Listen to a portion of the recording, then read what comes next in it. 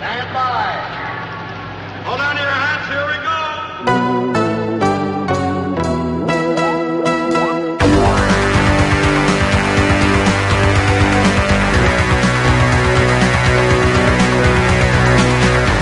go. Welcome everyone to the ScreamCast, episode 67. I am Sean Drager, and with me is BJ Colangelo. Hi guys. What's up? And lurking in the background is Brad Henderson. What's up, Brad? Hi. All right. Damn, you totally derailed my enthusiasm. We got a fantastic show lined up for you today. We're going to be doing the long-awaited drawing for Spider Baby Blu-ray, as well as some other goodies. That's happening toward the end of the show. We are not covering one film today. This is kind of a new thing. We're going to be doing a topic. This is kind of spurred off some emails and Twitter stuff and comments to the website that we got after our Cannibal Holocaust episode. And because of the Cannibal Holocaust episode, we lost a couple listeners because we weren't sick and twisted enough. Well, I think those are mostly newer listeners, right? One was newer, one was not. So, but it kind of sparked, because Brad brought up doing more kind of conversational, like topical episodes now and then. And this kind of was a good way to jump into this, because I think it brought up an interesting topic on what kind of how we handle, like, juggle morality and these films that we're watching and things like that, and kind of what, tip us off in the kind of, I don't know, we'll get into that in a little bit, but first we gotta figure out what arrived on our doorstep this week. Holy cow, I almost forgot. We'll get the door.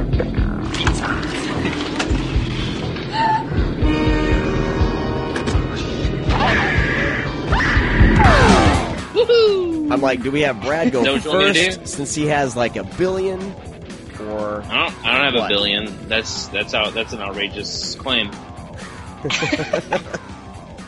I'll go first because I usually don't have as much as anyone else. So on my doorstep this week, one was via interwebs. I finally caught Sarah Adina Smith, The Midnight Swim. It is fucking nuts. I know that it's on VOD right now. It's crazy. It's one of the most fascinating movies I've ever seen. It's something that's really hard to really explain. It's something you sort of have to experience. It does not follow conventional, filmmaking style or storytelling at all. But I'll just say it's about 3 sisters whose mom dies by drowning. She goes underwater and does not surface. And the girls go to the place where the mother has drowned to try to investigate. And it's a lot about mourning and family, and it's crazy weird, but I loved it. There's like a spontaneous like music video in the middle of it for no real reason, and it's very strange, but I loved it. I thought it was really great. And then as far as physical media is concerned, courtesy of the wonderful flea markets in Ohio, I am now the proud owner of 4 or 5 original clamshell Goosebumps episodes, which I definitely watched. For those of you who don't know, I was born in 1990. I'm a baby.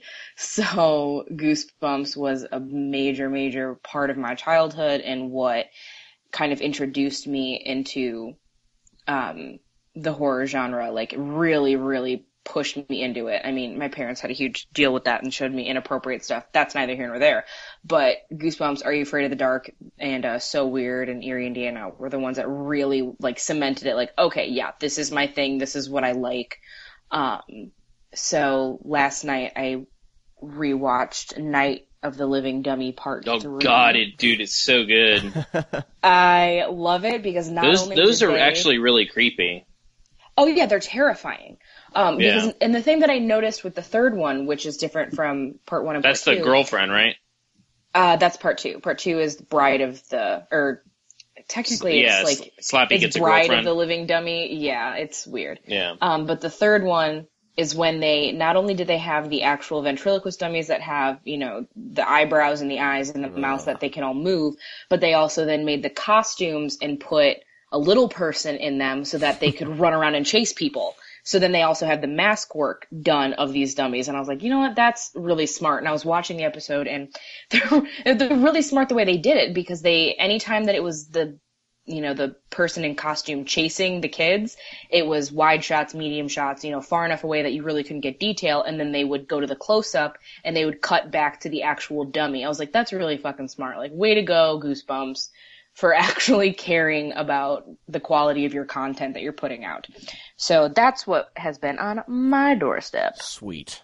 Now, I've been trying to get my kids into Goosebumps because I think some are on Netflix. Yeah, I think mostly all of, the season, I think the first few seasons are on Netflix. Catherine Isabel is in a Goosebumps episode. Ooh. Yeah, Ryan Gosling's in Say Cheese and Die. Ryan Gosling is also in episodes of Are You Afraid of the Dark? So there's a lot of people that were in Are You Afraid of the Dark. Did Goosebumps start out as a book series? Yeah, I feel like I started reading those when I was a kid. Yes. 1992. 92, so I was junior high probably. Yeah. Awesome. Well, I'll go ahead and go next. We'll save Brad for the grand finale. As usual. Mm. I think so, because Brad always makes me feel like I have no life, because he's always watching stuff. I think you probably have more. I mean, well, you got to look at it this way, because this is actually something we can discuss for a second. Because I've always received this from people. It's like, oh, Brad, what do you watch? Movies all day? I was like, no, I usually watch one a day. And they're like, what? That's crazy. And it's like, how much do you actually read or watch television? Because they look at it because they're like, oh man, I just like marathon Game of Thrones. It's great. And I was like, wow, that sounds like 18 hours of nothing but sitting down and watching something. Like, people don't realize that, I guess, because they're so short that they think that watching, 6 episodes of something is a lot shorter than watching a movie that's an hour and a half.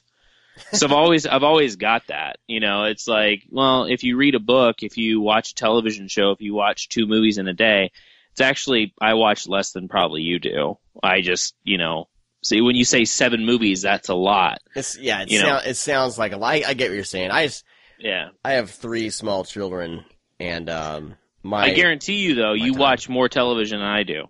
Probably because I had to gauge around when my wife and I are hanging out, something she would want to watch, and it's Game of Thrones and stuff like that. So I just spend all my time on Twitter because I'm a fucking millennial, so that's all I do. So anyway, but I did catch up with some stuff.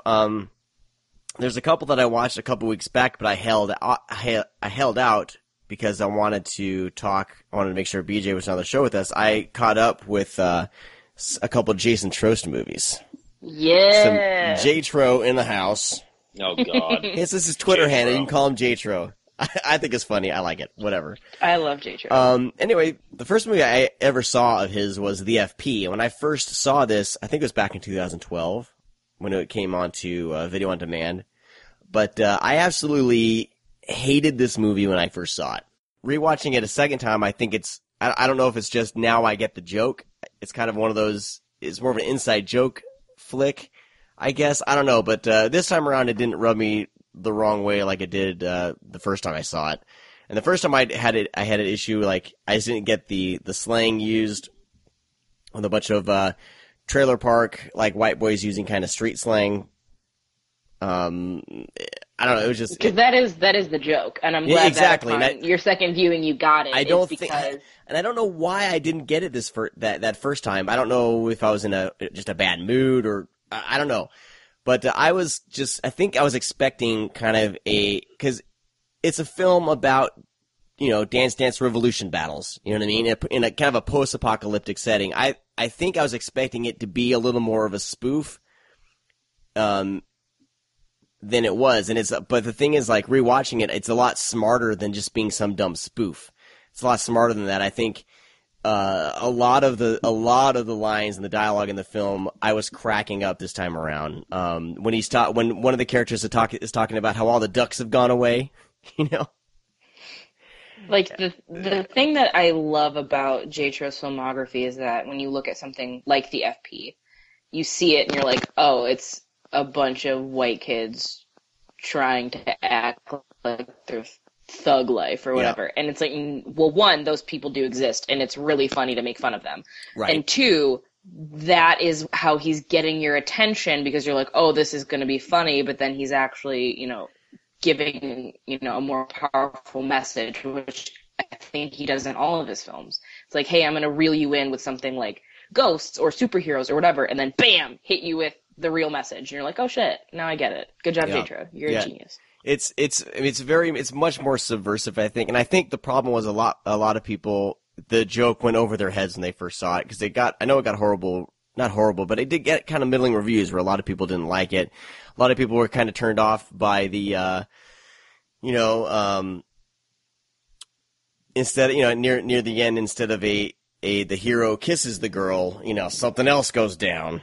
Right. Literally. And I know I read reviews where people had a legitimate problem with that. And I don't know if it was the problem of me reading reviews and then watching this and kind of going in with these preconceived expectations or I don't know, but, I think it's a lot smarter movie than a lot of people would give credit for. And I think that as a writer, like, did Jason write this? Jason Trost, they both wrote this. Yeah. Jason and Brandon Trost. And Brandon, right. I feel like I've only seen 2 of their movies, and out of the 2 that I've seen, this one, I think the script is great, and it moves the story along. It is a spoof of these kind of post-apocalyptic, films rolled in with, like, there's 80s action films, like there's definite homages to First Blood, for sure.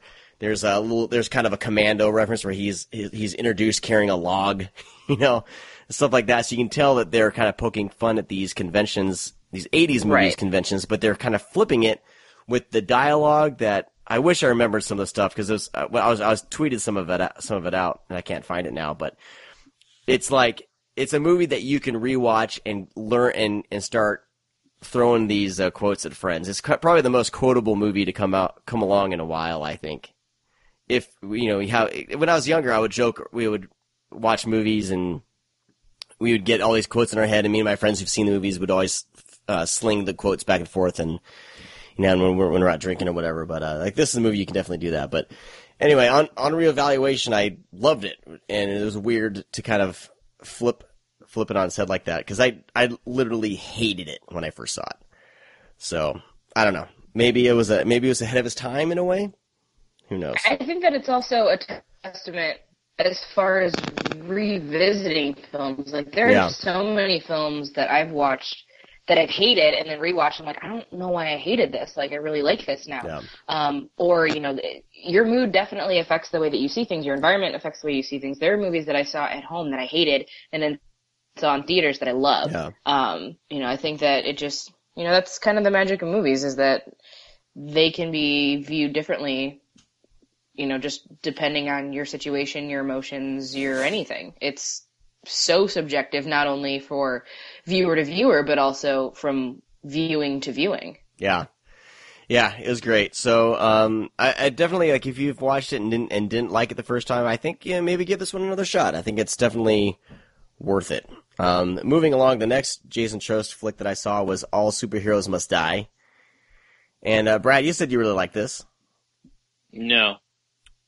What? You're lying. I wouldn't say really liked it. I mean, you said you liked it. You dug it for what it was. I guess you dug it. I didn't like this one as much. I think he has a clever setup, a clever idea, but I think that it's hampered definitely by the budget and the amount. It's almost too big an idea for the budget that they had. So a lot of things that would make a movie like this more impactful, like some of the action scenes, some of the violent beats, there's supposed to be gigantic explosions. There's not. You see debris falling into frame. Things like that, I think would have enhanced the film and elevated it a little bit. But for what it was, I think it was a fun little exercise. It's basically, you take you get these handful of superheroes, their powers are taken away and they're put into this city area, and they basically have a limited amount of time to save certain people in certain scenarios. And the one thing that I really liked was, I saw the picture last year, I think, during the 4th of July, I was tweeting out just kind of funny pictures like, horror themed, 4th of July stuff. And I saw that one, who's that actor? He was in that, he's in that outfit, the Stars and Stripes outfit with a flamethrower. You guys know what that actor is I'm talking about? I do not know his name offhand. Damn it, it's going to bug me now. He's recognizable, but that's Sean Whalen? Yeah, I don't know. Sean Whalen's in it, right? I think so. He was in the FP too. He played the dad in the FP, the drunk dad. Sean Whalen is in a lot of J. Tro's movies. Is that him? Yes, it is. Sean Whalen. Sorry, my brain. Don't get cancer, guys. It makes everything mush. I think his character is called Manpower, but his outfit's awesome, and that scene I really liked. I thought that was that really stood apart, I think, from most of the movie. But for what it was, I liked it. I definitely would say, rent it. I don't know if it's worth a buy, but I had fun with it. So that's about all I got for that. I know he's got a crowdfunding campaign right now for the sequel to that. He's trying to get the budget that it deserves. It's such a great idea. Mm-hmm. And it really is. And I think that your assessment is completely valid. I mean, I'll be the first to admit I'm a total apologist for low budget films. If any of you out there have made a feature length film and it costs you less than $10,000 to make, send it to me. I would love to see it because I'm fascinated by really, really, really low budget films. So that's kind of why I see J. Tro's films and I'm I can completely excuse all of it. All right, so the next couple, I've had these, Kino released these, and I've been meaning to get to them, and I finally did. The first one was FX from 1986 with Brian Brown and Brian Dennehy. Yes. And some other people. But Tom Noonan. Now, Jerry Orbach. I thought that Kino was going to release FX2 also in June. Did that get pushed back? Yeah, I believe it did. I thought it got announced at a different time. Okay. Because I think the first announcement said June, and so FX2 must have got pushed back. FX2 was the movie that I saw first. I think that for some reason I saw FX2 first, probably because it was rated PG-13 or whatever, and I was able to rent it with my parents. Yeah. So I watched FX2 a lot. It's been a long time since I'd seen FX. I think it really holds up. I really like it. I like I'm sure there's a lot of, I wonder is if a special effects guy is watching this film, how much he's kind of cringing at the plot, because, the plot is basically this guy, this special effects guru guy gets called in by the witness protection program or somebody to fake some gangster guy's death because they need him for a trial, and that's basically the setup. But there's a lot more going on, and he ends up running for his life. But I thought it was a really fun film. I think the movie kind of picks up once Brian Dennehy steps in, because his character is such. I know you like spending time with his character a lot more, I guess. I mean, Brian Dennehy's just a badass. I love him in pretty much any movie that he's in. So, but the movie was a lot of fun. I think the transfer looks pretty good. This is one that I wish they had kind of more special features on, but I was glad to have it. Are you guys a fan of FX? Yeah. Yeah. I like it. I saw it when I was younger, and I still liked it. Yeah. I haven't seen it since I was probably 14, so I think I should probably revisit it. I know there's a scene where he's showing off how the whole gag's going to work for the whole thing that he gets, that he signs up for, and he uses one of his monster dummies that kind of guards the door for the effect, and all I kept thinking was he just ruined this thing that he this awesome. I think it's a cool idea and concept. Yeah. So absolutely, yeah, I've always really dug it. I mean, I think the sequel is pretty solid as well. I don't think it's as strong, but it definitely has some fun time. Yeah, the sequel's fun. I can't wait to watch that, and I'm definitely going to be grabbing that as soon as it comes out. The next Kino release I watched, finally got around to watching, was The First Power. That's a 1990 flick with Lou Diamond Phillips. Yep. Fabulous. And I think this is the first time that I've seen it. I was actually surprised. It's one of those that I had seen the VHS cover a million times in the video store and had never got around to watching. And it's okay. Yeah, it's a lot of fun. You know, I like the kind of the occult aspect to it as a kind of serial killer. Yeah. And I think that it definitely has its moments. My daughter actually sat down and watched the end of it with me, and she had kind of fun with it because she kind of gets the horror. It's not really a horror movie; it's more of a thriller. But she kind of gets the conventions, and she kind of guessed a few things, even though she hadn't seen the whole movie. So it was pretty fun watching it with her. So, but this is it's pretty great. If you're a fan of this film, it's never looked better. And nice. I think Kino's really doing a great job bringing a lot of these titles. They have a couple Chuck Norris movies I need to get to, but they've released so many. It's actually, I think mainly that's a Scorpion title, by the way. Yeah, is it okay? Oh, yeah, First Power was, yeah. Yeah. Yep. And so they're teaming up with those brothers there, the Olsen twins. Yeah. Because they're doing Pit Stop. Also. Yeah. I think it's in public domain anyway, so. Yeah. All right, and finally, the last one I want to get to, I checked out Shout Factory's The Decline of Western Civilization. Oh, I'm so jealous. Collection, Civilization. Didn't pronounce that very well. But this Blu-ray set is incredible. It's about $50, and if it's worth that price tag. Well, it was sought after VHS tapes back. The value of those went way down. I sold them before. As soon as that was announced, I was like, man, I'm going to sell these tapes. I can make some good money. Yeah. I just haven't bought the set yet, but. It's great. And at first I was thinking that I'd seen one of these, but it turns out I'd never seen any of them. I'd heard of them. They're a lot of fun. They're really good. And Penelope Spheris, is it Spheris? Is that how you pronounce her last name? She directed Wayne's World. That's all I know her from was Wayne's World. What? And, yeah, I mean, in like those comedies that she did, I don't know why, because I'm a huge music fan. I'm a Little huge Rascals? You've never seen Little Rascals? I know she did, but the name, I recognize the name from Wayne's World because I've seen Wayne's World like a billion times. But probably not a billion times. Probably. It's one of my favorite movies of all time.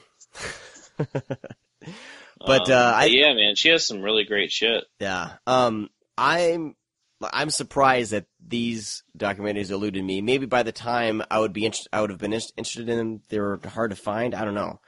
But the first one deals with more like LA punk, with like Black Flag, the Germs, Circle Jerks, bands like that. Fear was that segment was talk about offending people. Those guys were out to offend everyone. Yeah, Lee Ving's also an actor. Oh, okay. Yeah. He's in Streets of Fire. He's nice. Willem Dafoe's like right-hand man. Oh, nice. Streets of Fire. Yeah. So yeah. The first one's great. And what I like about these two is these were filmed right at kind of the beginning of each of these the explosions of these genres. So the first one was like the West Coast punk, early 1980. The next one, part 2, is the metal years. That's in about like 86, I think, 87. 88. 88, around that time. Yeah. And then the third one was more kind of like 90s, like gutter punks. But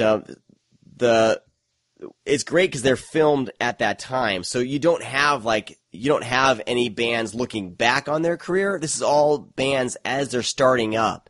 So, like, Black Flag, it's not, I mean, Henry Rollins isn't even there. This is the second singer they had. He was only there for, in that band for about a year. Yeah. The singer for the Germs, I think, killed himself a year later. And, yeah. So it's a very interesting piece, snapshot into this time, of these guys, and no one's making any money. The metal years is a little bit different. This one's like, you got bands that are rolling in money, like Gene Simmons and Kiss. Who's Gene Simmons, and he does his interview in a lingerie shop. And who's the other guy? That sounds about right. Who's the other guy that's interviewed? Peter Criss, Paul Stanley, Ace Frehley. Paul Stanley is in a bed surrounded by half-naked women during his interview. Also not surprising. Everyone else is a little more laid back. You got Poison. They have a really great interview. But they've made it. They've made a lot of money. But then there's great interviews with a couple of guys in Aerosmith.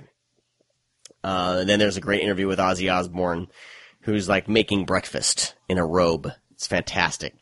But then you got like other stuff with these other bands that never made it. And there was one band in particular that their name they're called Odin. And they're in a hot tub surrounded by women, of course, and I guess they're popular in the LA metal scene, and they were just saying how they're going to be big, they're going to be amazing, and they think that they're just going to hit it big like Poison and all these bands. Obviously, they never did. And then there's another interview with Chris. What's his name? Chris Holmes from Wasp. He's drunk off his ass in the middle of a pool, and still in his clothes, and his mom's sitting nearby. So there's some fantastic interviews there. So the middle one's more about excess, part 2, and then part 3 is a little less about the music. It starts off with more of the political kind of gutter punk, scene, I guess, in LA, but it devolves more into about these kids who are all homeless and their stories, and it basically kind of puts all the music to the side and focuses more on this kind of group of kids that all live on the streets of LA, and they're all, punks or whatever, because that music kind of has brought them all together. And it's a fascinating, I think it's the most poignant of all the documentaries of all the 3. And I think the most kind of personable, like you really feel for the people, for these kids, because they all have nowhere to go. They've all been kicked out of their homes. Basically most of them were kind of, from like, they were abused, they were from just like their parents were drunks, they were abused, kicked out of their house at ages like 12 and 13, and they've just lived on the streets. And that one is a really great way to kind of close off this series. So these 3 movies really interact well, and, I would just say, like, there's so many extra things on this thing. I think it's definitely worth picking up if you're a fan of music. And what I like about them, especially the kind of the first one and the third one, it is more about kind of the people and their stories as opposed to the music. But it's just a fascinating box set. It's really great, and something that I'll be revisiting quite a bit. Yeah, no, it's definitely. I mean, she's a great documentarian anyway, and I mean, she's made some, killer movies back in the day. I mean, she's not too great with her movies anymore, but I mean, she even had a documentary, it's about Ozfest. Oh, wow. In like 99, she actually did interviews and stuff for Ozfest in 99. It was, I forget the name of it. But anyways, she did that. I mean, of course, she did, she did Dudes. I mean, Wayne's World. I mean, all her movies are kind of, music oriented. Mm-hmm. Hollywood Vice Squad, stuff like that. She had a killer UFO documentary that was really good. But, yeah, no, I love her documentaries. I think I don't like her, cause she did like the Beverly Hillbillies, and like, she went on this kid route, where she's like, Black Sheep and that one movie with Marlon Wayans and David Spade where he loses his Senseless, I think it's called. Yeah. It was really, really terrible. It's funny because she's doing this more rock and roll punk rock stuff. She considers herself kind of a punk rock. There's an interview with her and Henry Rollins on this set. But she's done all these other movies because that's kind of where all the only scripts that kept getting thrown at her after Wayne's World were these kind of comedies. And she needed to keep working, so this was all the stuff that was coming her way, so she kept on doing it. And then she did, Decline Part 3, and then, a few other things. But yeah, all those movies were basically keeping her employed, keeping the money coming in. Yeah, it was kind kind of sucked a little bit. I mean, because she is really talented. I just wish she, obviously you got to take work when it's given to you, especially. But yeah, she has a really talented side. That other stuff, it just seems like she really doesn't give a shit. Yeah, she got those jobs because of Wayne's World, Yeah, and like I said, that's what she kept saying. She was being offered nothing other than these types of movies. And she just kept taking them, and more of those scripts would come her way, and that was pretty much all she had to choose from. Yeah. So, sucks. Anyway, that's what's on my doorstep this week. Wow. Good one, DeRegger. I got some other ones, but I need to find time to watch them. Well, since this is already, you took forever. Shut up, dude. I'm gonna do mine. I'm gonna do 5 of these fairly quickly because they all kind of flow into one another. Blaxploitation time. Oh yeah. Yay! Oh yeah.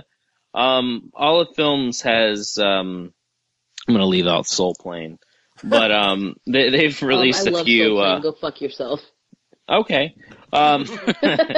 I absolutely hate Soul Plane, but so I was going to stick for everything from the 70s here at Blaxploitation. A little while ago they released Cooley High, which is of course movie takes place in the 60s.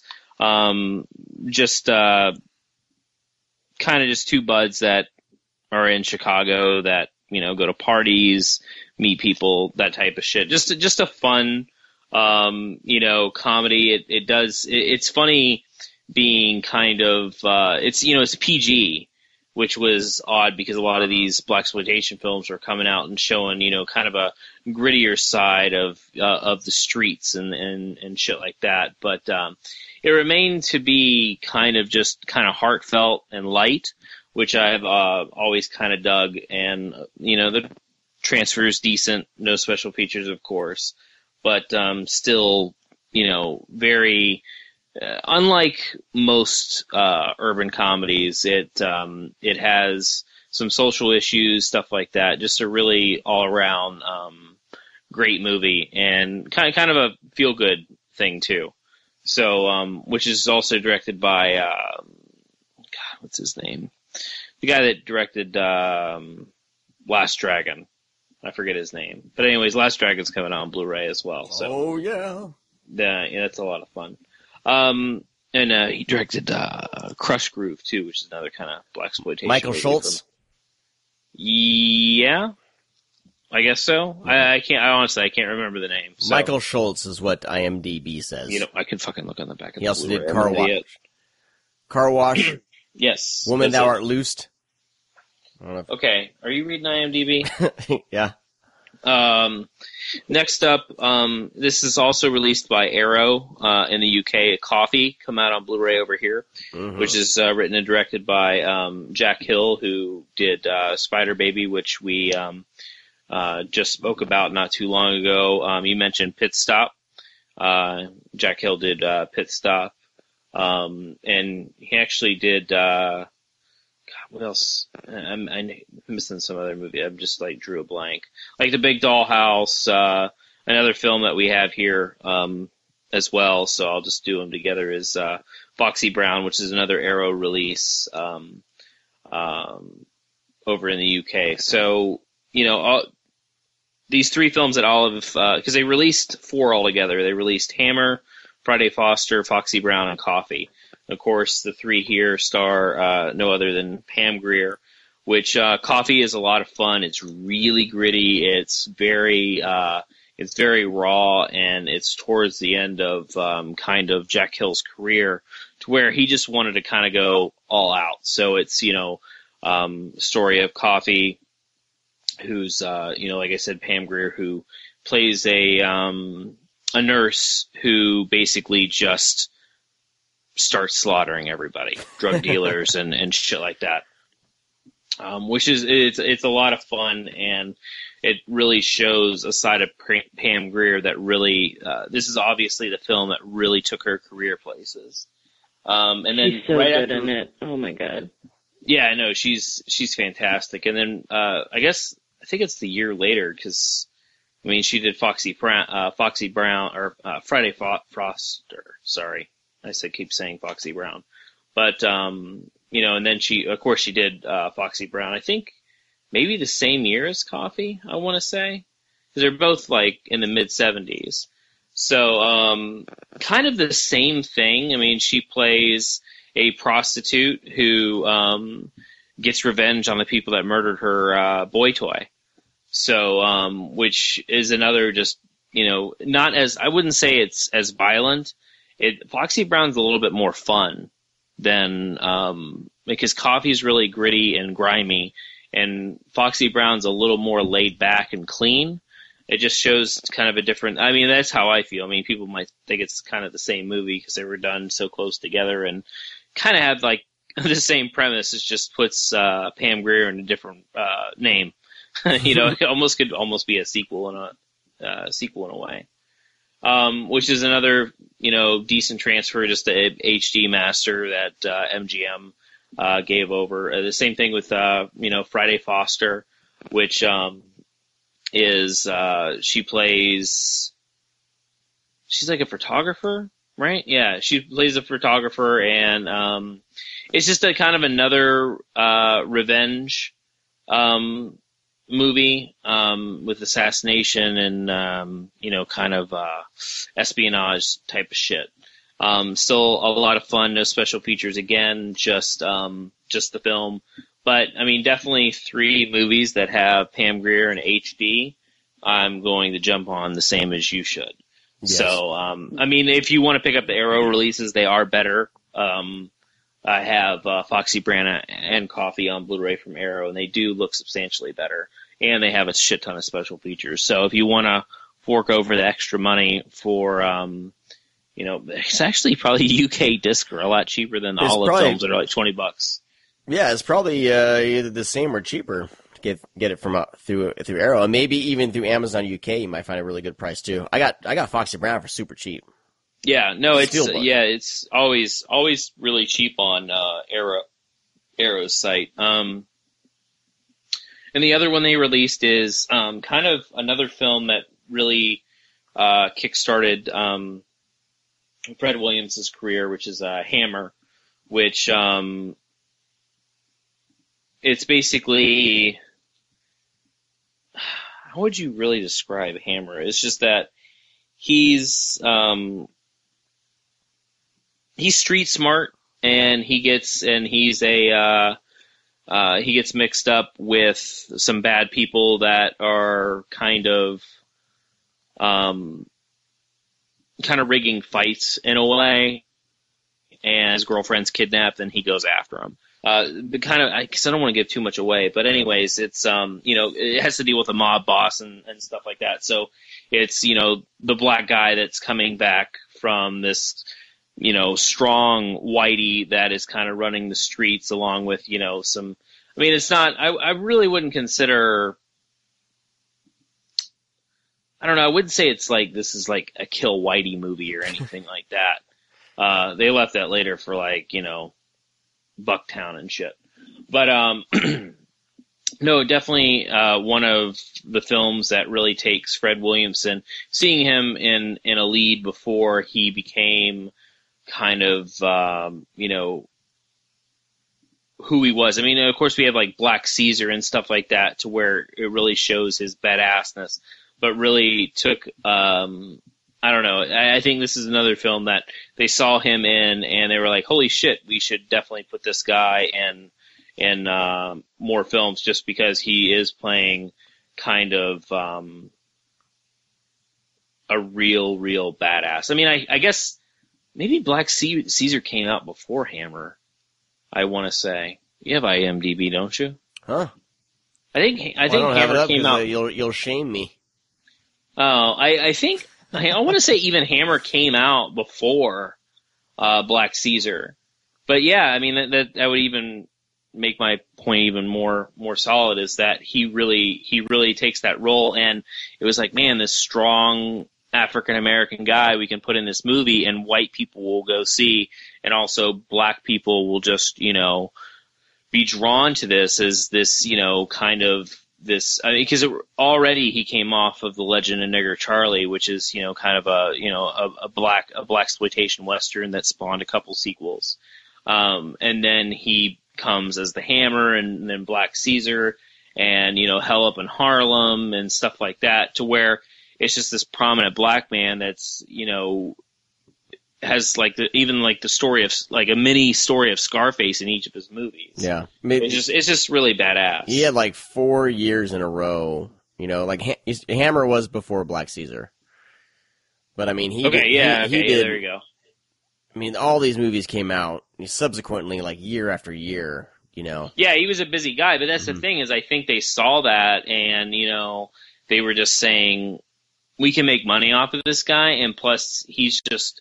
Like, he's very charismatic, yeah. He's inspiring, you know, even if he's the bad guy, you still want him to succeed because of his attitude and how he portrays each role. I mean, yeah, he's kind of the same actor in every movie, but he takes it on with such finesse to where it doesn't matter. It's almost like that reoccurring character. It's like Dick Miller in a way. Yeah. He's like, you know, Dick Miller appears on the screen, you're like, yeah, I don't give a fuck what Dick Miller is, you know, wants or likes. I love this guy. Yeah. And I kind of feel the same way with Fred Williamson.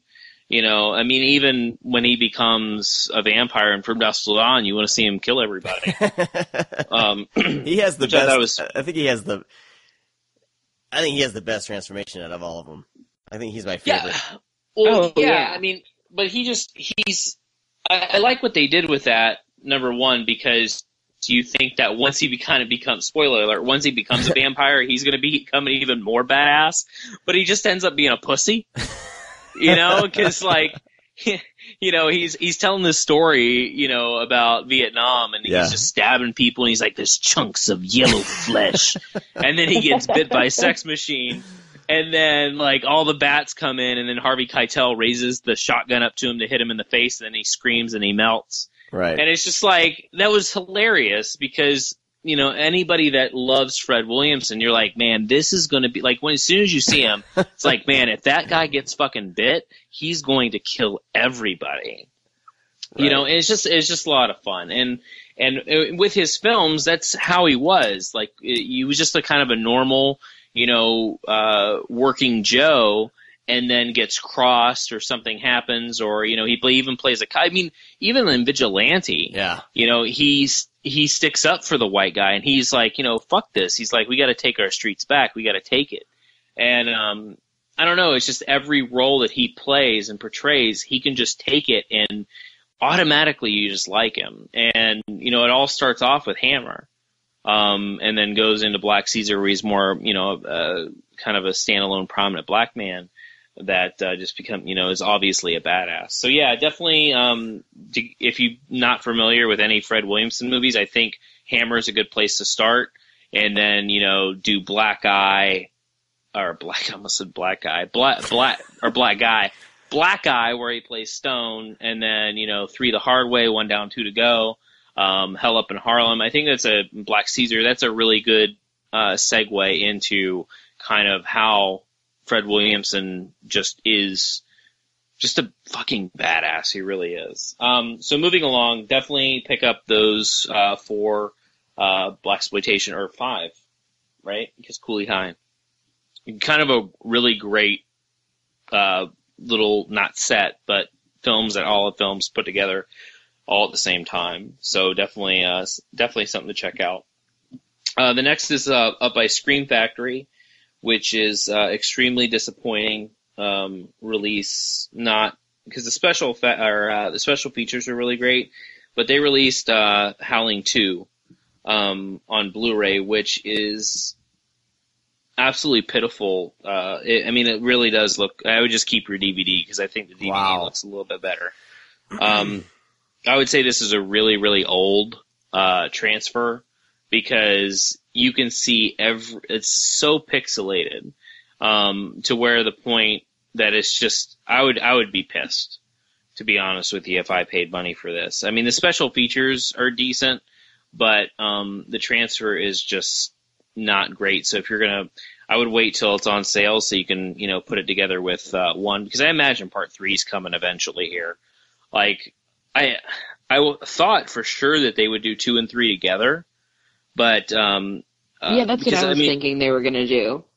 Well, like Shout Factory released. Scanner. Well, Shout Factory released 3, 4, and 5. Shout Factory already released 3, 4, and 5 on Blu-ray. But I thought they would pair 2 and 3 up together just because it's the same director. So they've all been released, or maybe put them just all together, like re-release them as a Scream Factory set since they have the rights to, fucking 5 Howling movies. But anyways, you can pick up 3, 4, and 5 on Blu-ray, which is 3 is my favorite just because it's just insane. It's one of my favorite insane films of all time. Is that one the marsupials? Yeah, directed by the same guy, which I've always kind of been a fan. Like, Howling 2 picks up right after the first Howling film, which Dee Wallace-Stone's character's already passed. And it's her brother that is kind of investigating her death, and they find out that there's kind of a string of werewolf killings and kind of a cult with these guys. So it's always kind of my favorite because it's more of an action. It's the action sequel that I wanted to see because I wanted to see always more action in the Howling. I think the Howling drags a little too much. I mean, I think it is a great werewolf movie, but there's just a lot of drama with the first Howling and the action, especially towards the end. You really got kind of the werewolf movie you wanted, but it's still not great. It's not a great movie at all, but it's still, I think Howling 2 is more fun than the first one, even though the Howling is just a much better movie. But I don't know, this one's more rewatchable than the first one. To me, and plus at the end credits you have Sybil Danning that she has a scene where she rips open her shirt in the movie, and for some weird reason they just stick that at the end credits over and over and over like 40 some times. That was the money shot. But it comes out of nowhere and it's just fucking hilarious.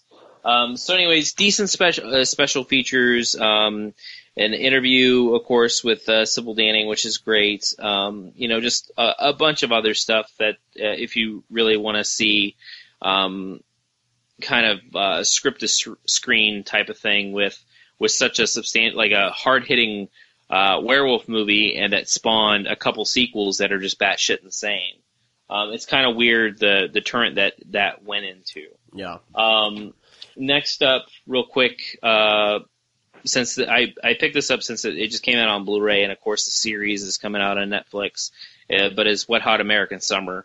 Just came out on Blu-ray. Transfer is great. Special features are hilarious.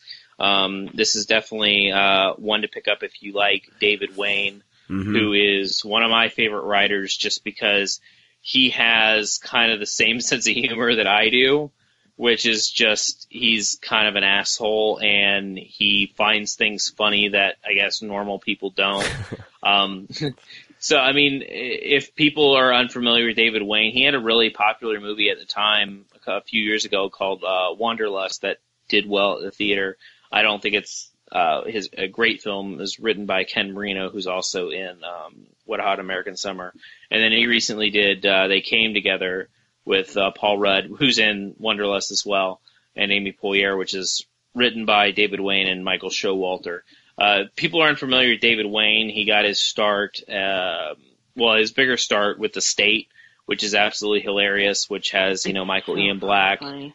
Yeah, it's just it's a great TV show. And then, he became like a mad TV writer for a little while. And then, he came out with, Wet Hot American Summer, like in 2001, which wasn't big at the time. It came out. People really don't know what it was. It got just a VHS release on the shelf, and then it become kind of a cult classic, and more people started, discovering it later on, and has become one of those films that you mentioned that everybody knows now, which is great. And then they did a TV show together that fucking flopped with Stella, which I thought was hilarious. But he does have an odd kind of sense of humor. Something that's not really, like, he has it, like, it's not slapstick, and it's not, I don't know, it's just really dry. It's really dry humor. It's just, of course there is kind of, the run-of-the-mill slapstick shit that they have, but also it's just very, it's not, hey, like, they poke they poke fun and then they wink at the camera. It's not that type of comedy. It's more or less kind of a quotable thing, like you said earlier, or, just like when you watch it, you may not laugh, but when you think about it the next day, you will be cracking up. It's type one of those things. It's really got to sit with you. And I think watching Wet Hot American Summer over and over, I laugh more and more each time. I don't know. It's just the comedy really grows on you, and that's kind of his writing in general. Yeah. So definitely something to pick up if you haven't seen Wet Hot American Summer. I highly suggest it because it's definitely one of the best comedies out there. I have the DVD. Would you say the transfer is way better? Yeah, the transfer is really, really good. Yeah. Like it's very. I mean, it's not like made to be like a beautiful movie or anything. Right. I tend to not re-buy comedies on Blu-ray just because I'm like, Right. No, but the thing is cool with this is they actually have a lot of retrospect and a lot of cool special features on it, which is a lot of fun. It's pretty cheap too.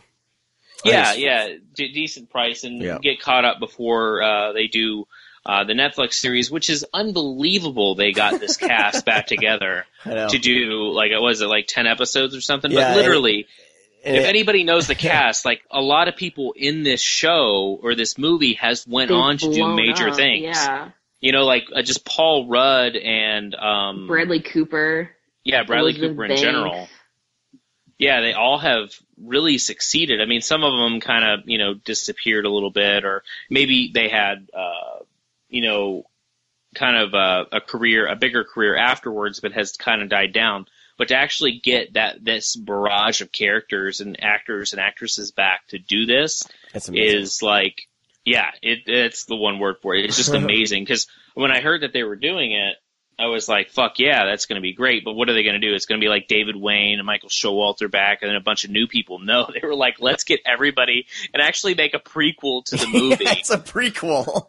Which is going to be hilarious because I have a feeling their writing style together, because obviously it's a trio, like Michael Showalter, Michael Ian Black, and David Wayne really work closely together, and they work well.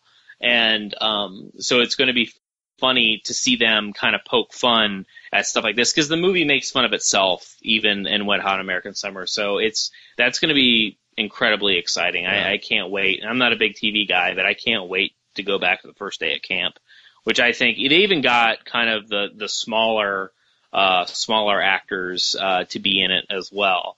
Kind of just the people that were just in the film for just a couple, just a few minutes. Like I know that they have like the guitar guy that does, whenever they do the announcements, they have the guitar guy back who doesn't have anything have a line in the movie, but I really want to see Michael Ian Black and Bradley Cooper make out again. I think that would be fucking Oh my god, I can't wait. That trailer was I didn't watch it yet. I didn't want to watch it because I didn't want to have the laughs. But I just like with me, I want to see Bradley Cooper do it just because he's in that American Sniper movie. And then all those like conservatives are like, yeah, fucking Bradley Cooper, he's America. And then he's making out with some dude. And the sex scene in Wet Hot American Summer with Michael Ian Black and Bradley Cooper is just so funny. It really is. It just cracks me up. So anyways, moving along. Definitely watch Wet Hot American Summer. A movie that I thought I fucking saw and I never did, and it is fucking great, is Thrashin', which is out on Blu-ray from Olive Films. Sadly, again, no special features. Transfer's decent. But, man, if you haven't seen Thrashin', shit, this is a staple that I missed in my childhood, for sure. I hear it's great. It's a staple I think I missed, too. I just got it in the mail today. I mean, like, another one that I missed was The Legend of Billie Jean. I just saw that last year. Oh, God, I can't believe that I missed these films, and I'm sitting there and I'm like, damn it. Like, I really wish that I picked that up instead of something else that was shitty when I was younger. Because I remember seeing the cover of Thrashin' on the shelf all the time, and I was like, I'm going to rent that. Because I liked to skateboard, so it just didn't make any sense why I didn't see it. So I picked it up, and, man, it's just like, it's a perfect, like, 80s, like, when did this come out? Like, 80, 85, 86? Josh Brolin is just great. He is so much fun in this film. but definitely for skateboarders, because there's a lot of fuck ton of skateboarding, and plus it's just a good like kind of like friend buddy movie, and then it has the crazy rival shit. I mean, it's exactly what you would expect. It's nothing special with the story. It's just a good 80s movie. Nice. So I was very impressed. And last but not least, real quick, I won't spend a ton of time, but I will say this, finally got this in the mail, and I popped it in within just minutes after opening it. Finally out today on Blu-ray is The Treatment, which was my number one film of 2014. I saw at Fantastic Fest. Artsploitation released this on Blu-ray. This is a BDR, by the way, for those that care, which you shouldn't, because whenever I saw this film at Fantastic Fest, I walked out and I was like, this may be one of my favorite films of all time as well. Like, I just absolutely loved it. It's just 2 hours of nonstop adrenaline. Even when things are kind of like just going smooth and there's just regular dialogue sequences, you're like, what the fuck is going to happen after this? I just know something bad's going to happen. And I was really hoping that somebody would swoop in and pick this movie up that would give it kind of its release that it deserves, which is an extremely hard R. It is about a police officer that investigates pedophiles and child pornography. And he's driven by his younger brother. When they were little, he accidentally, in a way, he feels guilt that his brother was abducted and tortured and raped and murdered when he was younger, and he knows who did it, and the guy was set free. So he dedicates his entire life to finding these people.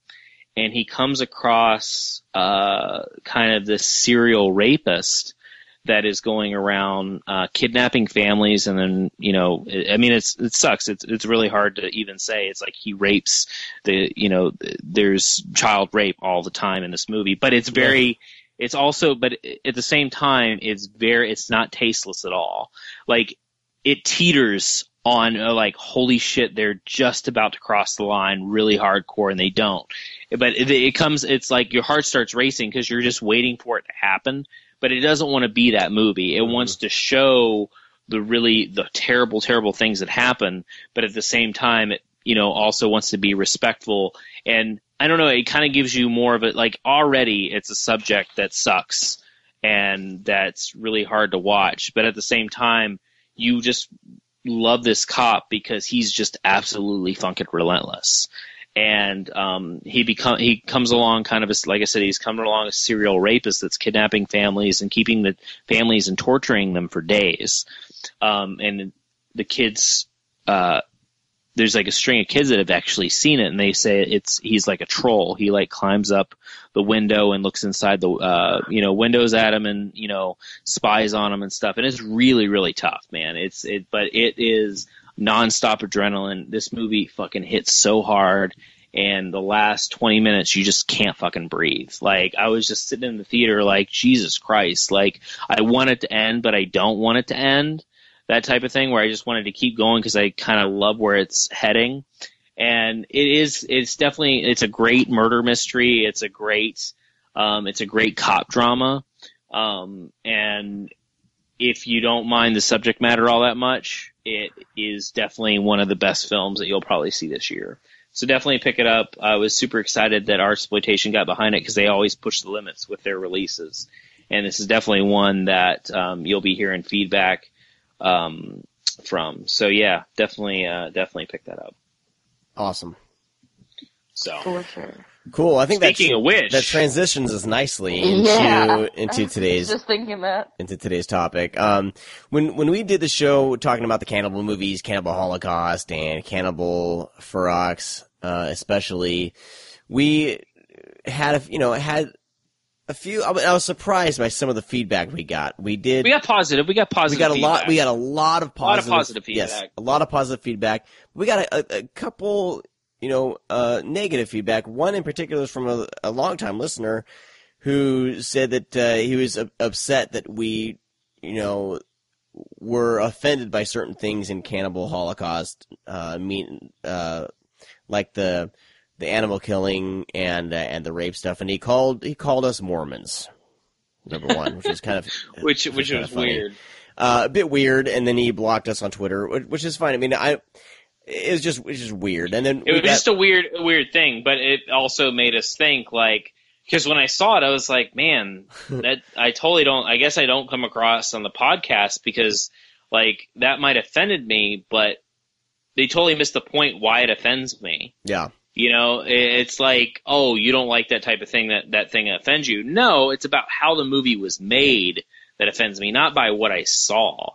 Because, to be honest with you, we're about to get into some heated debates probably, but like nothing fucking offends me when it's fake. It's when it's real that I kind of have a problem with. Mm-hmm. So it was kind of weird. Like, I was like, okay, I guess I don't come across on this podcast correctly, but will definitely be a fun topic because you get to see how people are actually, offended, or, because you always hear people are like, oh, I won't watch that because they know that it's going to offend them. And it's like, wait, you won't watch it because you're afraid you're going to be offended. What else offends you? That type of question. Mm-hmm. And well, I don't necessarily think it's offends, because I think what I got across from here was they were kind of criticizing our bringing morality into play, with a film. Because this other person on our website said that he was annoyed by all the moralist bullshit about cannibal movies, and he says, who knew some horror fans were such weenies? And then he says, I personally love all the animal killing, rape, murder in these movies. Blah, blah, blah. I think he's mostly trolling. I think he's kind of trolling here because the way he ends it, is a bit sarcastic. Yeah, he loves the rape and stuff in the movie. Yeah, it's okay, well, you obviously don't love it, but I mean, you're obviously not offended by it, which is fine. Be surprised though.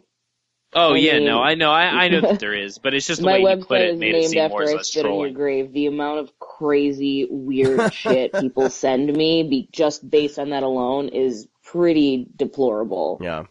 So, I mean, I wanted to first kind of pose the question. I guess we can all answer this. Are there certain movies where your personal morality has kind of bashed against the subject matter of the film, and you haven't, and has ruined your, I guess, outlook of the film?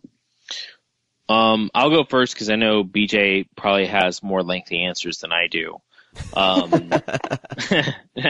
So anyways, I mean, just to reiterate kind of what I said earlier is that, I watch these films, nothing, no matter how hard the scene is for rape, even something like The Treatment or something that's like in Irreversible, the Monica Bellucci scene, even a Serbian film, none of that shit bothers me. Yes, it is tougher to watch, and I might be a little squeamish, or, I might hold my gut, or I'm like, oh God, I'll say that, but nothing to the point of where it will stop me. Maybe I'll do the thing where it's like, okay, I'm one and done. I saw it. Mm-hmm. I'm done. I don't really need to see it again. I saw it once, but I wouldn't say I was offended.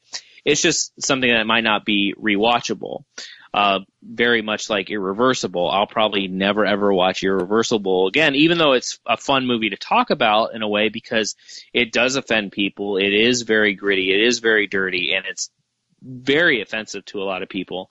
But also, like, the same thing is when, a Serbian film came out. And, I watched the cut that was definitely the one that was discussed and debated and talked about for a long time. And I watched it and was like, shit, yeah, that's really tough, but god damn, it's like a really good movie though. Like, I mean, it's not like, it is tasteless at times. But like nothing, I mean, yeah, I have a kid, that does take a place, because I mean, there is some pretty hardcore child rape in it, and that's like the one thing that in real life that really bothers me. But when it's in a movie, like, I can separate myself from what really happens to the movie world, which a lot of people can't, and I understand also, because there's also that emotion that plays in that. You also have people that were raped as kids that will watch this thing, and that brings back memories, and of course they're going to be offended and maybe not even watch it if they catch wind of it. And I absolutely respect that by all means, and I think it's silly when people are like, oh, this shouldn't offend you, it's just a movie. Well, if you watch a movie where a mom died in a car accident or something, your mom died in a car accident, you're going to tell me that you're going to watch the movie and not think about it, and it might be a little tough. Movies can trigger memories. I mean, they always do. So, watching things, that might offend you, on an outsider's look, you might be like, oh shit, I didn't even think about that, or why would you be offended? But you got to put yourself in that person's shoes. I mean, somebody dying, people die all the time, but when it becomes something that's really hard hitting, like murder, pedophilia, stuff like that, that's a totally different level. And you literally have to respect the people that are like, okay, I'm going to take a step back. I don't dig this. I'm not going to watch it. Or they're easily offended by it. And that, by all means, that's fine. But as a viewer like myself, no, it doesn't. And I do get it when it does offend people. But at the same time, for myself personally, I just separate the art from reality. And I view the movie as a movie and not of anything that's, yes, the stuff that happens, and it obviously happens in real life. I get that. But at the same time, this isn't real, so I can stomach it a little bit better. Jumping back to Cannibal Holocaust, yes, what you saw for the most part is fake, but it's also the shit that's real, and the morality of, taking these tribes and using them in a movie. Yes, some were actors, but some weren't. That's the point. Yeah, some didn't. So, I watched that documentary that came with Cannibal Ferox, and they said that some of the indigenous tribes, they didn't really know what was going on, but they would have done anything for the money or the food that was being offered to them. Right, and that's fine. I mean, obviously they were taken care of, but it's one of those things where that is real. Like, those tribes people went back into their world. I mean, obviously a lot of them, there's trading and stuff like that. So they're not completely, off the grid, but I mean, they're off the grid enough to where they don't know what a movie is. So yeah, that I kind of have a problem with, because I wonder how the kids are affected, stuff like that, because it's real. They're using real people. When you have other films, they're actors. They know what they're doing. They know what they're getting into. They're supervised. They're taken care of. And if you've ever been on a movie set, you kind of know that it's giggling and laughing during the really, really heavy, we watch a movie and we're like, shit, that was really heavy to watch. But then you'll hear an interview or talk with a filmmaker and be like, oh man, we're having a blast on set during that scene. It's kind of like, wow, I don't know how you could be laughing during that, But anyways, that's kind of my 2 cents on it. I'm very quick and easy with that type of thing. So long story short, nothing really offends me, and I'm ready to debate. I think my stance on the whole thing actually is probably going to surprise you. I definitely share the sentiment that there really isn't anything that offends me. Personally, it is important to note, and it's not a secret. It's online. It's in books. It's been published before, but I'm very vocal about the fact that I am a survivor of sexual assault, both as a child as well as a teenager. And those are things that have definitely developed my taste and my tolerance for things. This is going to sound really terrible, but in some instances, I am so against the idea of oh, we're never going to feature, rape or sexual assaults in films. Oh, it could be too triggering, or, oh, it's lazy writing, or this, that, and the other. I encourage people to explore those avenues, because I think that we are such a weird culture where, you can, I'm also a cancer survivor. I can stand on a building and say I beat cancer and be, people will give me rounds of applause and tell me how brave and how honorable I am. But if I say hey, I'm also a survivor of rape, it's we're not going to talk about that. That's unpleasant. Don't talk about that. And that's really fucked up. And I think that is a large reason why people are always, quote unquote, so offended, by the things that they see in film. Now, where I differ with Brad is that I also take into account, the attention to detail that is taken when tackling difficult material, because things like sexual abuse or animal abuse or any sort of, car accidents, whatever, these are real things that happen to real people. And if you're going to write a script about something, you can write a script about the inventor of Swiss cheese or whatever, you're going to have to do your fucking research. And I think that there are so many people that have an idea of like, oh, well, if you were raped, this would happen, and then this is how you'd respond to it. Or, if we kidnapped and murdered this person in front of their mother, this is how they would do it, and this is how they'd react, because they're using influences like film and television and not doing their research, not talking to people who have been through it, and using that as their examples for writing. I mean, there's the famous story of, Christopher Lee talking with Peter Jackson, where Peter Jackson's telling him like, oh, and when you get stabbed, I want you to scream like this. And he's like, that's not the sound you'd make. Like, that's the kind of stuff that needs to be taken into account when you're going to make a film that is going to include these subjects that can be triggering for other people. And like part of the reason why I defend I Spit on Your Grave so much is because it's one of the only films that doesn't give the viewer the luxury of looking away, the way that somebody who's a victim doesn't get the luxury either. We don't get to pan away and look at trees and listen to pretty music. That doesn't fucking happen. So that's why I think that film is so important. And like, I'm not saying that everything needs to be graphic and gritty and brutal, but like, do your fucking research, people. Like, go to a survivor's advocate, or if you're going to tackle, something to do, like if you're going to do something like The Treatment, I guarantee that, the creators of that film either have experience with it, unfortunately, or they did the research, because that's all you have to do. Educate yourselves on the subject matter before you make a movie. Exactly. And then you're fine. But, all too often I'll go to these conventions and I'll see this movie, and I hear the directors talking about like, oh, what inspired you to, cut off this girl's head and have the guy fuck it? Oh, cause we thought it'd be super edgy and brutal. Okay, well, you're an asshole, and I now have no respect for your film, because you're taking something, that's so sensitive and so real to so many people, and you're basically using it as, a tool, and that's really insensitive, and that's what I have problems with. It's not even the content, it's the intention behind it that I have issue with.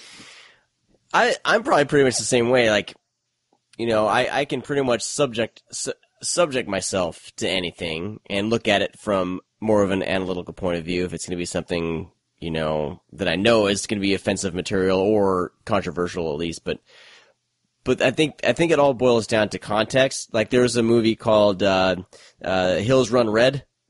Mm-hmm. Yeah. And I dug the movie for what it was. Number one, the blonde chick was really super hot. So I was like, whoa.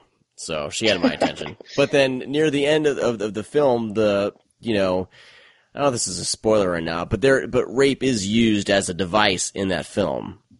And that immediately kind of took me out of the film as just a horror flick. Kind of, people say it's weird, like, how could you have fun with a horror movie where people are getting killed and maimed in various ways? I'm like, well, I know it's a movie, but I think in that movie, the way that rape was used to kind of, I guess, get a reaction from the audience, like, I didn't appreciate it at all. Like, it kind of, it put the movie down a few levels in my book as far as just a slasher flick goes. Because up to that point, it was just a kind of a silly slasher flick. And see, like, you saying that, though, too, also kind of encourages this point of, like, don't use it just as a device, is that audiences can tell. Mm-hmm. Like, it's so easy to tell when, like, oh, this was written in to be edgy, or this is a necessary plot point for the characters or for the storyline. And I don't understand why so many people are like, oh, well, we need to make this more harder hitting, let's completely gut somebody for no apparent reason, or let's rape them. And it's like, what? Yeah. Like, there's so many other ways that you can pull emotion other than that. Like, I don't want to sound too lame about it, but it's like, why do you immediately have to hit below the belt? Like, even fighters don't do that because they know that it's bad form. Like, yeah. be more creative if you can. Yeah, maybe that's the thing that's more offensive, I guess, is the lack of creativity. Because I think in all these movies, you know, we're using rape as an example because it happens a lot in these types of movies. Much.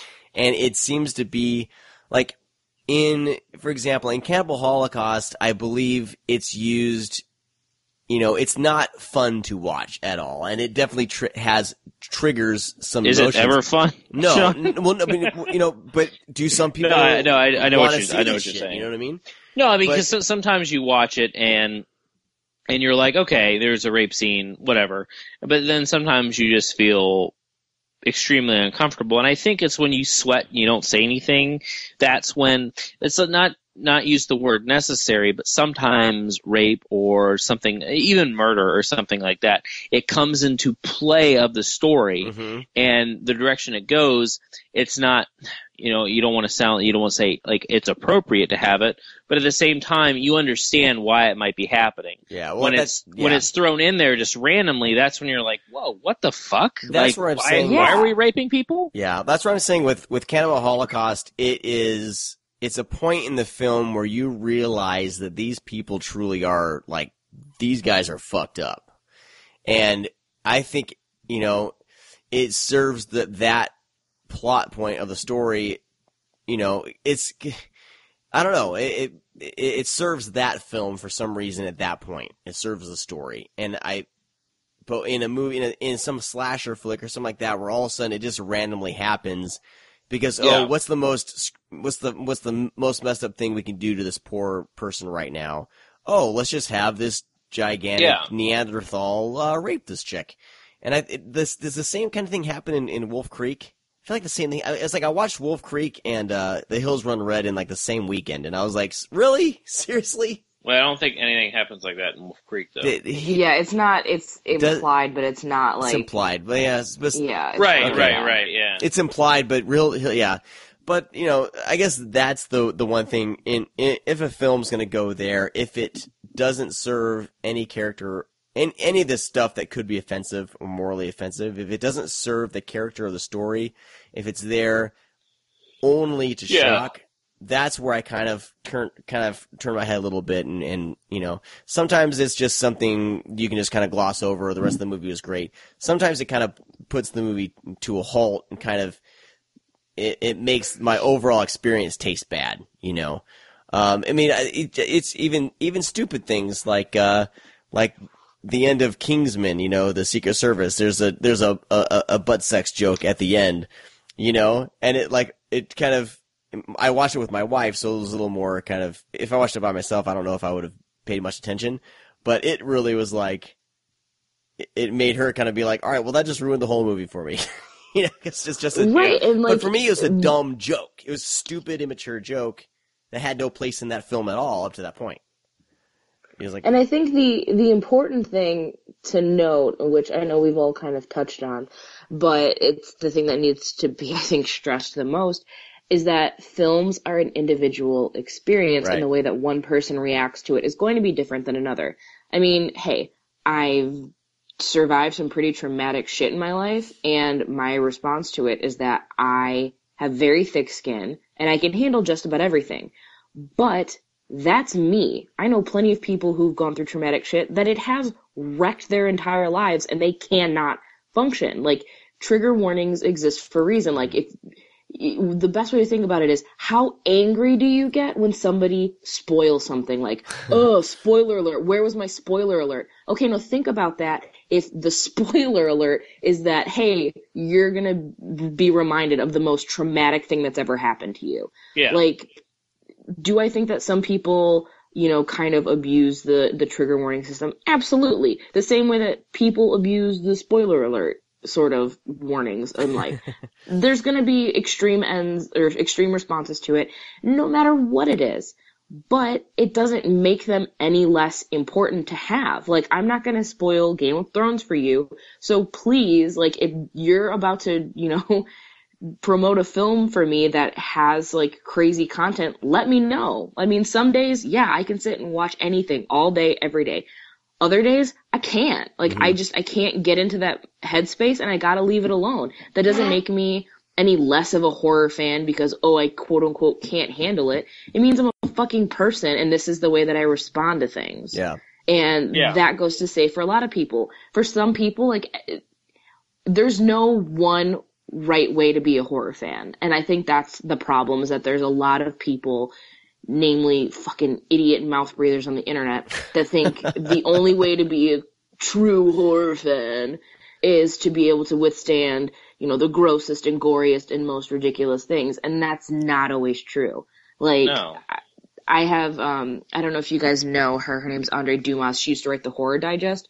One of the smartest women who ever worked in, like, the horror journalism field. Brilliant, brilliant mind. She is, like, phobic of anything to do with vomiting. Like, has to leave the room phobic of vomiting. My wife is the same way.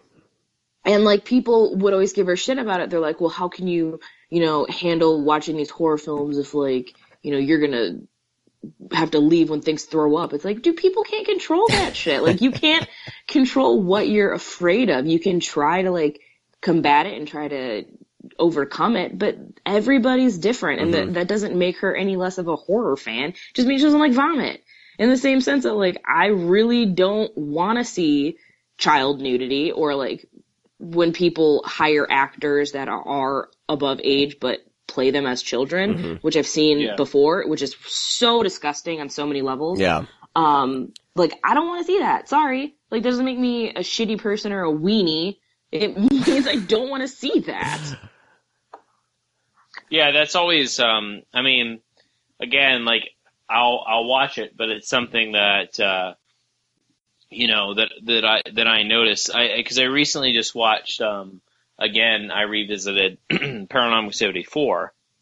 And, the girl in that lead she's apparently like 14 or 15 years old. But there's a lot of sex jokes that are made towards her, and it's like, it doesn't offend me or anything, but at times it's like, what? Like, that is a little uncomfortable. Like, that does, and then people are like, oh, you know, that shouldn't bother you, it's just acting. Well, yeah, true, but, I mean, I guess into the point where you might have to have a daughter to understand, or, you know, because I think you have to put, like, even if you're going to sit there and be like, oh, you know, nothing offends me, but yeah, you don't have a family, nothing bad has ever happened to you when you were little, and you fucking sit and watch horror movies all day, or movies in general, and you live along your merry way. Yeah, nothing might offend you in that sense, but once you're put in a position, like BJ said, like, you know, you've been raped, you had a family member that's been murdered, you have had a mom or dad in a car accident, you know, yeah, certain things can trigger those feelings, not this saying that you can't take it, but, you know, you have to respect the people that are be like, okay, look, you know, they might ask, do any animals die in it? And then you're like, yeah, and they're like, okay, I won't watch it. It's because maybe they can't take that. I mean, it's completely understandable. You just have to be respectful. It's not about, you know, being so hard that you can watch it and it not affect you. That's something completely different from what can really dig into your mindset and bug you, and maybe rehash some memories that you're trying to get past. You know, you have to let that come into play, and you have to think about it. Yeah. And I think that filmmakers, I mean, as much as people want to say, hey, turn off your brain and enjoy a movie, people very, very, very, very, very much underestimate the power of media. Now, this is not going to turn into the, you know, if you watch horror movies, you're going to kill people, or, you know, people who listen to Marilyn Manson are going to shoot up their schools. Like, that's not the discussion that I'm trying to bring up. But what I am bringing up is that if Jaws can make people legitimately phobic of going, you know, into the ocean, or if Psycho can make people legitimately phobic of taking showers in hotels or whatever, like, those are real things that have happened. Or the amount of people that are scared of clowns because of Pennywise and It. Like, those are real things that people have had in response to films. So when you think about it in that context, like, there is somewhat of a moral responsibility to portray things as authentic as possible, because it is going to have that sort of influence. I mean, I've brought up the point a ton of times about, you know, the way that horror films represent trans women in the sense that, like, there, to my knowledge, there's one horror movie where a trans woman or a man dressing as a woman is presented as anything other than a crazy person, a killer, somebody who's mentally deranged, somebody who's so fucked up in their head because of their gender identity that they kill people. There's like one horror movie where it's like, no, it's cool that they're cross-dressing, no big deal. It's ticked off trannies with knives, so that it even has a problematic title, and that's an entirely different discussion. But those sorts of things do influence the people around you. So if you're going to have a film where you're going to have, you know, assault or like really, really huge amounts of graphic violence, or you're going to kill animals, or you're going to rape somebody or whatever, it's important to know that, like, the consequences from viewing that are very real. I mean, there are people who, you know, legitimately cite, well, you know, I saw Goodfellas, now I know how the mob works. And they're going to say, well, I saw I Spit in Your Grave, so, you know, that means that all women who have been raped are, you know, they can't be upset about it. They just all want revenge, and they're all going to bounce back the next day. No, dude, that's not how that fucking happens. Like, everybody's responses to real-life events are different, the same way that everybody's interpretations of films are different. There's no one way. And that's the problem that people don't understand. Has there been any movie at all that you guys have, like, once it ended, just said, you know, fuck that movie, that offended me, or I want nothing at all to do with this movie, and I'm going to tell other people that to avoid this movie based on the subject matter? Or has it been just based on it just being an inept film? Recently Muck kind of did that for me. Yeah. To the point of where it's, you know, I'm not one to sit here and, I mean, I even said this before, I'm not going to rehash the whole entire thing. No. But, I mean, I watched Muck, and that was the first time where I walked, you know, turned off the movie after it was over and said, fuck, that was very misogynistic. Like, I'm actually kind of brought back and kind of pissed about the film in general. I mean, lo and behold, there's a lot of other things that bothered me about the film, but it was just like, wow, you really just want to show girls' titties for no reason, which that should be something that I want to see. But at the same time, it was like, man, I really don't want this movie to even succeed, because it just was stupid. Uh-huh. So yeah, I mean, but that's very rare. That's extremely rare, to the point where it's probably only happened like twice. Right. But sometimes movies can do that to me. And then I saw a couple people were like, yeah, Muck's great. It's a great throwback. You know, girls are sexy in it. It's like, is it? Like, are you really watching that movie and, like, you know, it does something for you? Like, it just feels to me like they were trying way too hard and just throwing shit in there just to do it, to try to get a rise out of you, like, literally. And, you know, just to see, wait, what can we do to these people? Like, you know, they push the men down and get them out of the way, but yet the creatures rape the women for no reason. Like, wait, why don't you do boy rape? You know, because they're creatures. Like, what makes them different? What makes them give them a penis and they need to rape the women? What about the dudes? Like, why do they actually have a preference? No, it's just so you could show rape. That's all it is. That's exactly what you want to do. You want to rip off the clothes of the women and do that, just to do it. Like, you actually don't have any reason why they're just doing it to women. Why? And they don't have an answer. So it's shit like that, you know, that could, you know, not saying that Muck offended me or anything. It was really tiresome. It boils down to more, like I said earlier, like kind of context, like how these things are portrayed, you know, in context of the film. Yeah, I can watch a movie that, you know, has something that gets under my skin, a whole hour of it. Mm-hmm. But if it plays in context, I'm like, okay, I can do that. You know, no big deal. But if it's literally just, you know, because the same thing is when I very first, you know, I'm glad you brought up I Spit on Your Grave, because when I very first saw that film, I was like, wait, am I watching a movie where a woman gets raped for literally an hour? Like, she walks and stumbles around a little bit, then gets raped again, and then she gets up and walks a little bit and gets raped again. at the time when I was younger, I was like, man, fuck this movie. It's fucking boring. It doesn't make any sense. They're just doing it to do it. And not till later on I understood of why they are doing it and, kind of what it means and kind of just in culture in general, like how hard-hitting I Spit on Your Grave is.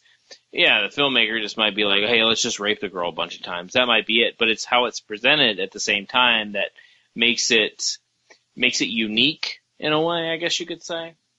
So, my only real, I did see Buck, and fuck that movie. It's so pointless. But like even that one didn't make me quite as upset. And these examples are ridiculous, but I promise I have a point. Twilight and 50 Shades of Grey, which they go together because they're the same source material. Because for those of you who don't know, 50 Shades of Grey was originally Twilight fan fiction. They just changed the name so that she wouldn't get sued. But when I first heard about the book series, I was so into it, like, before I read anything. I was like, this is exactly, like, something I would be into. I was, a teenager, and it dealt with horror. I was like, fuck yeah, this is gonna be awesome.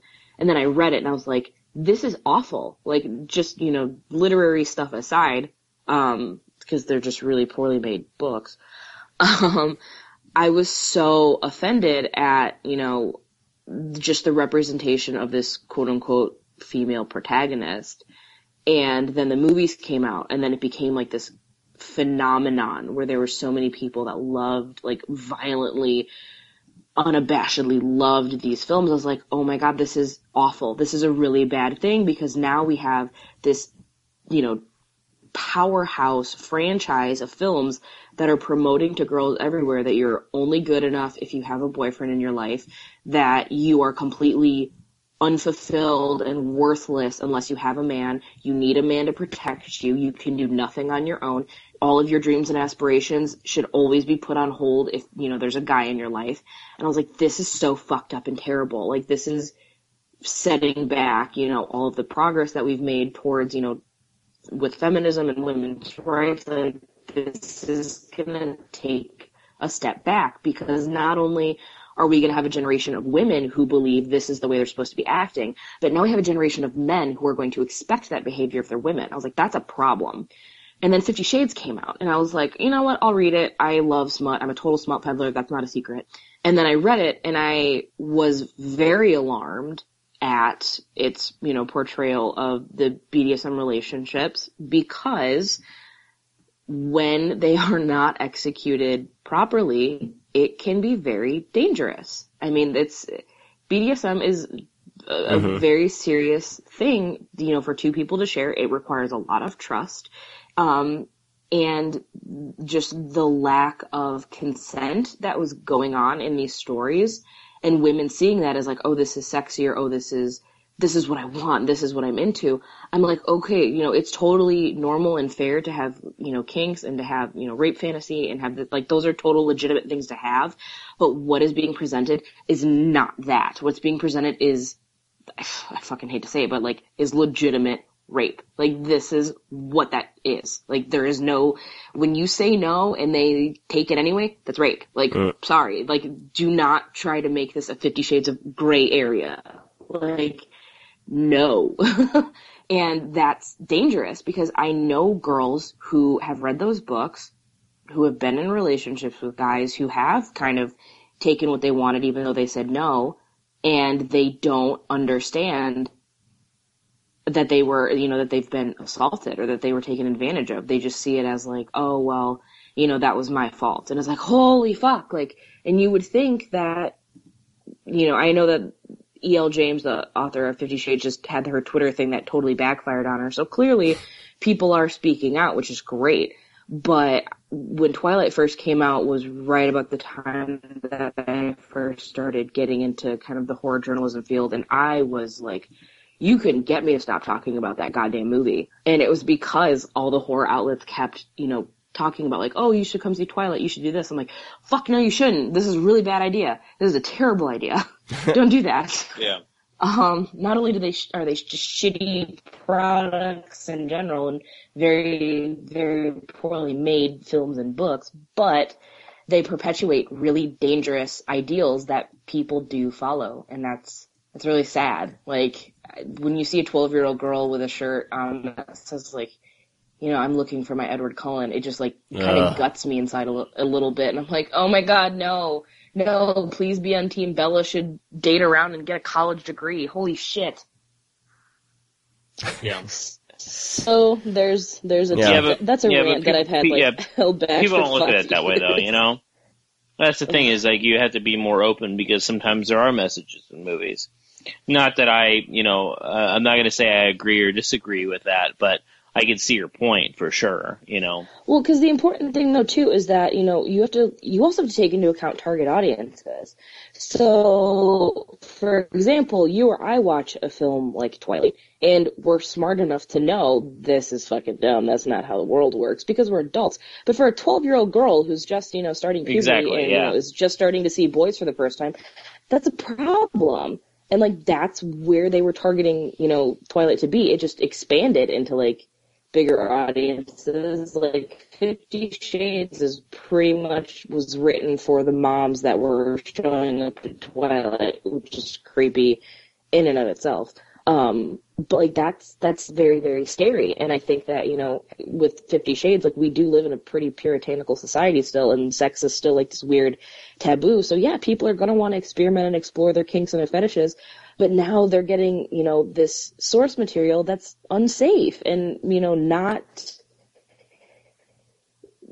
going to help them. If anything, it's going to hurt them and hinder them. And it's dangerous territory. And it just, I don't know. Those are the two big ones that I'm and the reason that those are my two big ones is because of how successful they are, because it's not a niche market like something like I Spit on Your Grave where, if you really only see that movie if you're like a crazy horror fan or like really into like the video nasties. Like the woman in line with me at Walgreens more than likely has never heard of the film or have seen it, but I guarantee you she knows what 50 Shades is. Mm-hmm. And that's why I'm so vocal and aggressive about it, is because it is so much bigger than itself at this point, and that scares the shit out of me.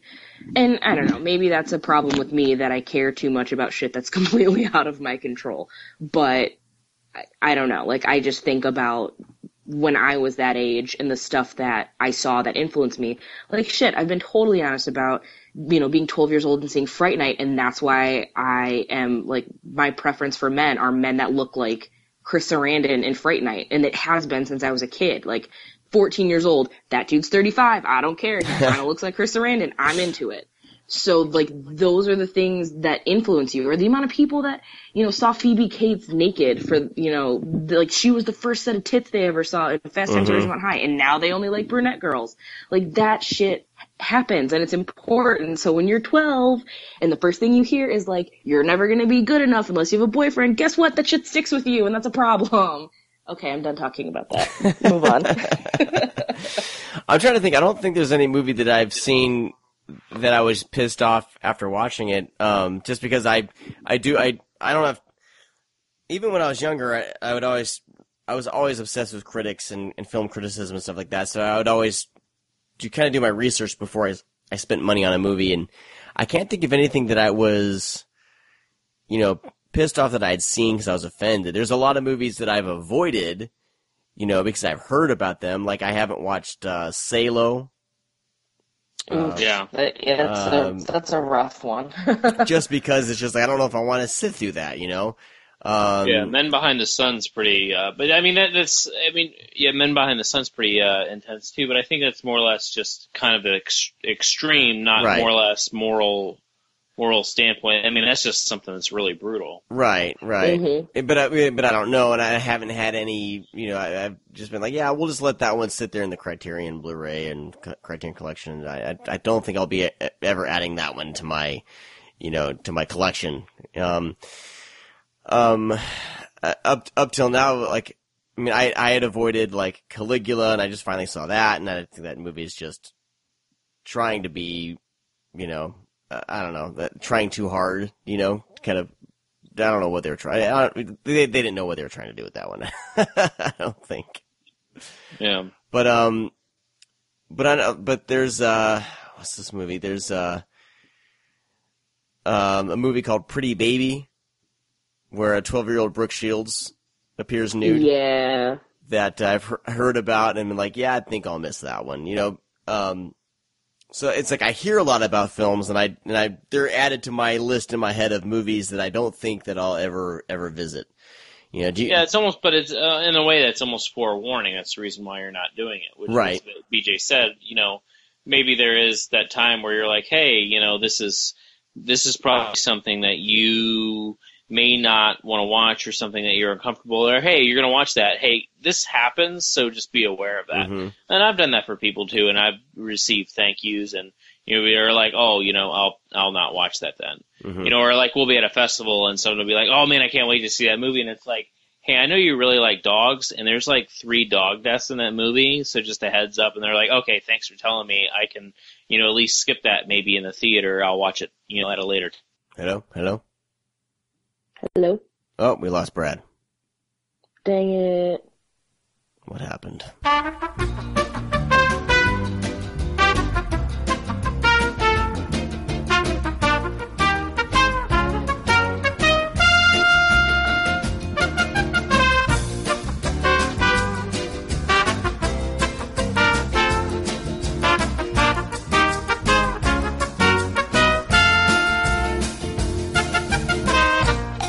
All right, and we seem to have lost Brad. So that's what happens when you talk about killing dogs. Like, yeah, you gotta go. He says his house. He says that his house could be haunted. Remember, he had sent us a text about his mouse getting ectoplasm on it or something like that. That's true, and he does live in Florida, and right. Weird shit happens. Florida's like the Japan of America, just weird shit. Right. Anyway, we're gonna continue without Brad, if that's possible. But I think that just means I need to yell fuck a lot more. Make up for lost Brad. I mean, there's so many places we can go with, kind of holding morality over a film or whatever. But I think normal, well-rounded people, I think we all bring our own morals and our own kind of moral makeup into a film and approach it that way. And, when we assess certain things differently, and we all approach films differently. And I think the problem lies when you're watching something that's supposed to be fucked up. You're supposed to have a reaction that, oh my gosh, what I'm watching is totally fucked up, and I feel horrible about what I'm watching. But then there's the people that seek out that stuff because they love, you know what I mean? They enjoy watching that. If that makes any sense. Even, and I think that's even with that argument, that be a problem I'm actually this is actually sound really shitty, but I'm actually completely understanding of the people that do seek it out. I mean, when I was sick, I used to look for the most gruesome, terrible, awful shit that I could find. Okay. Because it made me feel so much better about the situation that I was in. It's like, I might have cancer, but I'm not being gutted and put on a stake. So things aren't too bad. So in that regard, like, I get people that want to, like, seek it out. I think the major issue is that we, as kind of a community, need to understand and accept that there is no quote-unquote wrong way to be a horror fan. Right. That there's kind of with, like, the fake geek girl argument. There's no such thing as, like, a fake horror fan or not real horror fan. It's just people are always on varying levels and degrees of discovering what they love and what they like and how they appreciate it. Yeah. And because of how vast the horror genre is with its subgenres, the types of horror films that are made, it's bigger than any other film genre out there. Yeah. Like, horror has way more subgenres than anything else. And what works for some may not work for all. And that's totally okay. And that's why our genre is as big and as bold and as beautiful as it is Because while fear is a universal emotion, what scares us is not universal, and what affects us is not universal. And if it was universal, then every fucking movie would just be Dracula, or every movie would just be Frankenstein. But after a while, things evolve and change, and that's why we have things that are, rape revenge, that are torture porn, that are zombies, that are monsters, that are ghosts, that are bugs, that are aliens, that are anything, because it's going to affect us all differently. And once we can accept that, then we're golden. Yeah, and I think if no films push boundaries at all, it would get stagnant. I mean, you look at all the films that have pushed boundaries have kind of brought on even better and more interesting and more messed up things. But that's a good point. And I don't think about that. Because I'm drawn to a certain type of horror film, but I've gone through kind of my horror discovery, and I kind of know what I like. My more stuff is kind of, monster flicks, creature features, and the occasional slasher. I think that's where I've ended up. And anything that gets super heavy, super dark, super grotesque, I just, that's not where I want to go. If I have a choice, I haven't even watched Hostel, for crying out loud, and Hostel 2. I own them and haven't even watched them because I just can't even, I don't know. I'm not in the right mindset. I sat through the trilogy in one day, one time. Really? I'll send you the link on that. It was an adventure. Wow. But I like the Saw films for what they are. So it's just this weird place. I gave the Saw films a chance and never gave the Hostel films a chance. I don't know, So, but yeah, you're right though. I mean, the sci-fi genre is very limited. I like sci-fi a lot, but nothing's pushing boundaries or as broad and has so many different subgenres than horror. I think horror, and I think that's why it's always been kind of my favorite genre, because there's so many different types of films. You have dramas, a drama, but it's a horror film. You have a comedy as a horror. It's a horror film. There's different levels of grotesqueness. There's kid horror. And I think that's why, right? And that's why it's the perfect genre, is because there's something for everybody. Yeah.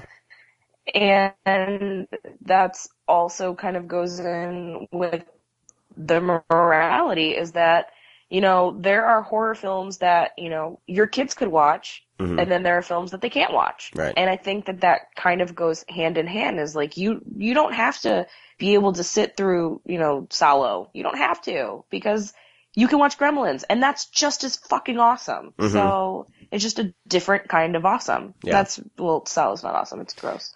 But for some people, like, they're awesome, and that's okay. Like, what your thing is allowed to be your thing. Yeah. And you're not any less of a fan because you don't like it. There are people that don't like Fulci movies, and there are people that, don't like Argento movies. That doesn't mean that they're wrong. It just means that's what they like or don't like. And it's the same thing with your morality, because what is, blasphemous for one person is encouraged by another. Yeah. I mean, I actually, The Last Temptation of Christ is like one of my favorite Jesus movies. And I actually find that movie to have more Christian values than a lot of these Christian Jesus movies in a weird way. I mean, that movie, I think, boils down the essence of, who Jesus was, if he was a real person or whatever. Like, it boils down the essence of what the Gospels say. So, and that's, and I say that, and people who I know who are evangelical or whatever, they'll freak out and be like, I can't believe you watched that movie. I can't believe you like it, So. Well, and the thing that's even funnier about people that try to say, like, why are you bringing up morality in horror? Every fucking slasher movie is a morality tale. Yeah. Every single one of them. Like, don't have sex, don't do this, or you die. Right. Like, that's a morality tale. That is as old as fucking Greek theater. So to say, like, morality has no place in horror, well, then you're just denying the very essence of what horror films are. Mm-hmm. Almost every horror film is a morality play in some sort. It's a cautionary tale. It's whatever. That's ancient storytelling that's been around for centuries. Nice. That's not going to change. It's not going to go away. And that's going to be the heart of every horror film for the rest of our lives. Like, treat poor people well, or guess what happens? The purge happens. Like, don't, learn to follow directions, or, gremlins will turn into scary monsters, and, you're going to have to put them in a microwave, and it's going to be fucked up. Yes. Like, those are the absolute essential core of almost every horror film. So you can't deny its presence. Yeah. Yeah, I think we've pretty much tackled okay. as many angles as we can without turning into a college dissertation. I think today, this kind of podcast, it's a little bit of an experiment. We want to be able to broaden the show a little bit. We still want to cover certain, movies every week, but I think every now and then it would be fun to kind of branch off a little bit, spread our what? What am I saying? Spread our wings. Our wings? I don't know what I'm saying. But I think, open up the conversation. Yeah, I would also want to encourage that conversation. Like, please leave us comments on Twitter, on the website, wherever. Yeah. Continue the conversation. Like, let us know, like, how do you feel about it? Like, those are the best way to understand, film's impact and to help influence future films is to understand the audience better. And we're just 3 people. So, tell us about your experiences. How has, horror affected you? Morality. What can you stand and can't stand? Like, can you not watch Pet Sematary because of, the shoe in the middle of the road? Because guess what? I couldn't watch it for like 3 years because that image was embedded into my brain and it fucked with me. So those are things that, I don't know if Brad and Sean are particularly really into that. I am fascinated by it. Please tell me. I love hearing back. I love hearing back from people, and that's the thing that I kind of, I don't like these little, like, the trolling type, comments and replies where, oh, I'm done listening to you guys, blah, I'm done, or this type, that other little paragraph left on our website. Let's have a conversation. You know what I mean? We're not all going to see eye to eye, and we've heard from you guys listening that, oh, you know what? I didn't agree with most of what you guys said on that episode, but I still liked it, or I enjoyed the conversation. But we want to continue this type of dialogue outside of the podcast. I get tired of hearing myself talk. So we continue this off onto the website and Facebook and Twitter and have a conversation as opposed to just, saying that, oh, I'm done with the podcast because you guys are weenies. I don't know, whatever. But whatever. If that's how you react, move along. As the great goddess RuPaul once said, if they ain't paying your bills, pay them bitches no mind. Exactly. That's my philosophy on everything. All right. Well, we need to get to this contest here and pick a winner, and then move along. Because we got some good responses. I'm glad that I think from now on when we do these contests, we'll kind of leave a 2-week gap in between, because it sounds like a lot of you listening are a couple weeks behind. You know what I mean? And so it'll give everyone a chance. But so I think this worked out. We had 14 entries, which is the most ever. Holy crap! So we asked you, like, what was the most inappropriate thing that you saw with your parents or some sort of memory. So I'm going to go through these and read through most of these emails. Hopefully, I'm going to try to get to them all. So here we go. First email is from Jovi Skull. Jovi, what's up? He writes us a lot on Twitter. I like that guy. He says, back when I was 12 years old, I was obsessed with the Scream movies and even more obsessed with Neve Campbell. She decided to do something a little different with the release of Wild Things, which, unbeknownst to my mother, was an erotic thriller. This came out around my 12th birthday, and I asked my mom to take me to see it. She had no idea what the movie was and just thought it might be another horror movie I liked. As soon as Matt Dillon poured the champagne onto Denise Richards' half-naked body, she made me walk out of the theater for 5 minutes. She was even more pissed when Kevin Bacon turned around in the shower and revealing a rare cockshot. Little did my mom know that Matt Dillon playing a sleazy bastard and a Kevin Bacon nude shot were my secret reasons to wanting to see this movie. That is the greatest thing ever. Jovi thinks. It's fantastic. Oh, that's great. That's great. All right. Next, Steve Rothwell says, the year was 1989. My dad was a pretty cool guy and didn't really care what I watched. One night he wanted to watch Cherry 2000, Melanie Griffith, before all the plastic surgery. For it being a PG-13 movie, it sure had a lot of sexual activity. I remember sitting there when boobs would appear, or at least implied. I felt like that time I climbed the rope in gym class. I could feel my face burn with redness.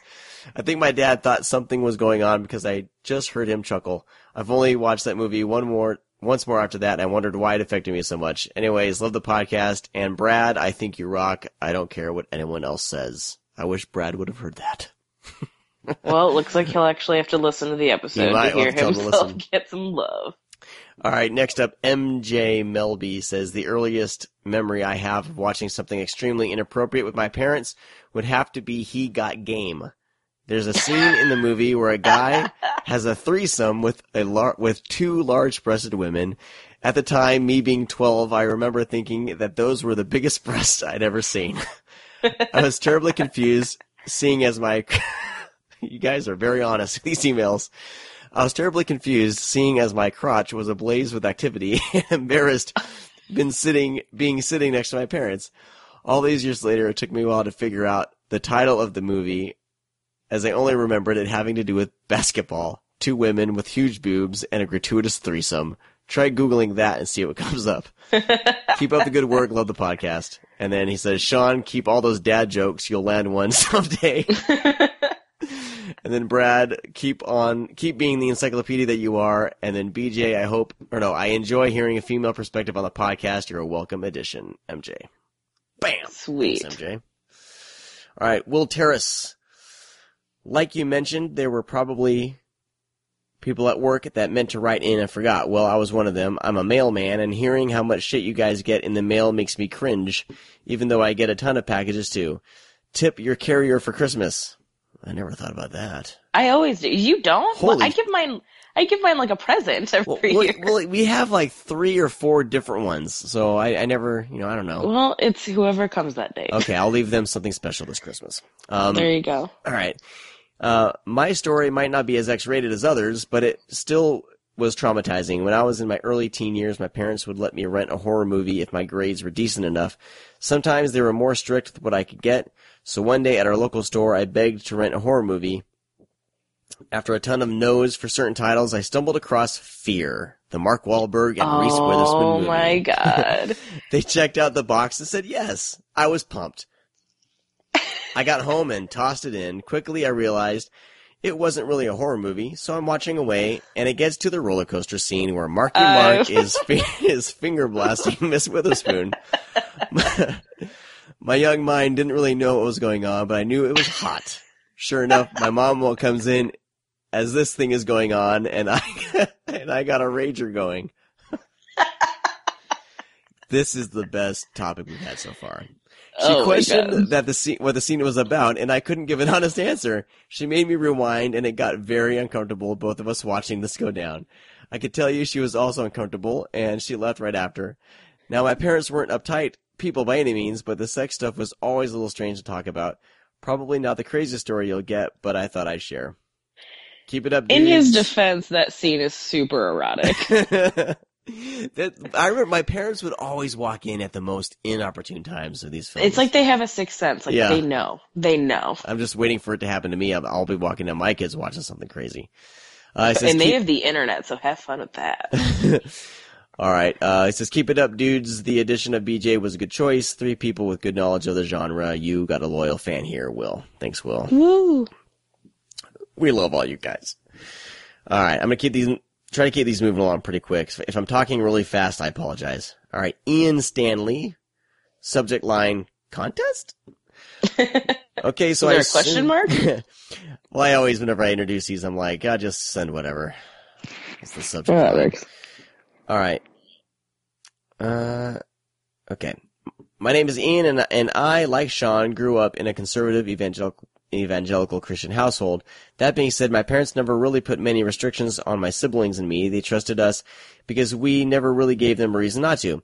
One time, my family sat down after renting Wild Wild West. It came out in 1999, so I was like 12.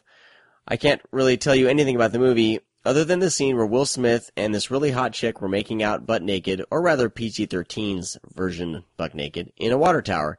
Being 12 or 13, it was extremely awkward for me to be sitting there watching this scene on the couch with my parents. I can remember squirming and saying, can we please fast forward this part? My dad didn't see the problem and asked what was wrong with me. My mom then looked over and saw me in discomfort and said, "Aw, Dawn, this is making Ian uncomfortable." Of course, it embarrassed me even more to have my parents recognize my blooming adolescent awkwardness. Anyways, yeah, Wild Wild West. God, what a terrible movie. Guys, keep up the great work. Of all the films, Wild Wild West. Wow. Not one that I would think of, but for me, it was the Top Gun love scene in the theater. My mom, of course it was. My mom didn't know what to do. It's like she couldn't run, you know what I mean? And she couldn't she was like, close her eyes, but that was all she can do. While all that went down. Fantastic. Yep, mine's Off the Shoulder, Fright Night, off the shoulder purple sweater in the club scene. Slayed. Anyway, moving on. All right, Dick Grunert. Hope I pronounced your last name right. Yay, Dick Grunert. He's another. He talks to us quite a bit. Hey, Screamcasters, I told the story on the Killer POV podcast a couple weeks ago, so you don't have to put me in the drawing. Oh, shut the fuck up, you're going in the drawing. But I still wanted to share this with you. When I was a young lad, about 6 or 7, my parents would go to the local drive-in for the triple feature horror movie show every Saturday night. I'd usually fall asleep in the back seat before it got dark, but every once in a while I'd wake up to catch one of the movies. One of the films I remember seeing was Wes Craven's Last House on the Left. I don't think my parents realized I was awake until I asked, "Hey, why did that lady just bite that guy's wiener?" Now, my parents never sheltered me from anything growing up, but I'm willing to bet that even they were a little uncomfortable explaining that scene to me. Ah, the 70s. Love the podcast. Keep up the awesome work. If you can, I highly suggest listening to that episode of Killer PV that he's talking about. Okay. I don't know what number it is, but it's the Let's Get Animated episode, because Dick Grunert works on Adventure Time. Oh, okay. Awesome. But yeah, listening to him tell that story is pretty fucking natch. Cool. I'll try to put that into the show notes.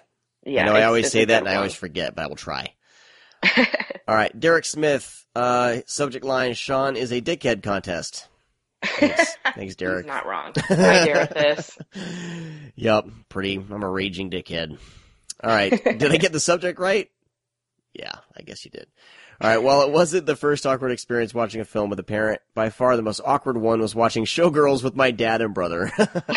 Nothing says family bonding like a rape scene and spasmodic sex under a pool waterfall. That's it. No mention of Ice Cube nipples? I would agree. Gosh, I love Showgirls. Showgirls is incredible. It's one of the greatest cinematic masterpieces to ever come out, and I will defend that movie until the day I die. Moving on. It's fantastic. Have you seen the trailer for Showgirls 2? I have seen Showgirls 2. Pennies from Heaven. Is that a real thing? It's a real thing, and it's kind of amazing. Is it a joke? Are they doing it as a joke? Yes. Okay. Yes, but it's fucking great. It's so off the wall. I couldn't believe. I thought it was like maybe a Saturday Night Live sketch or something. That trailer, but it's real. Nope, it's real. It's a full movie, and I have seen the whole thing. Nice. All right. Joe Magnuson writes. Kind of trying to get to the meat of the story here. Okay. Well, this one gets a bit heavy, but pretty good. Here we go.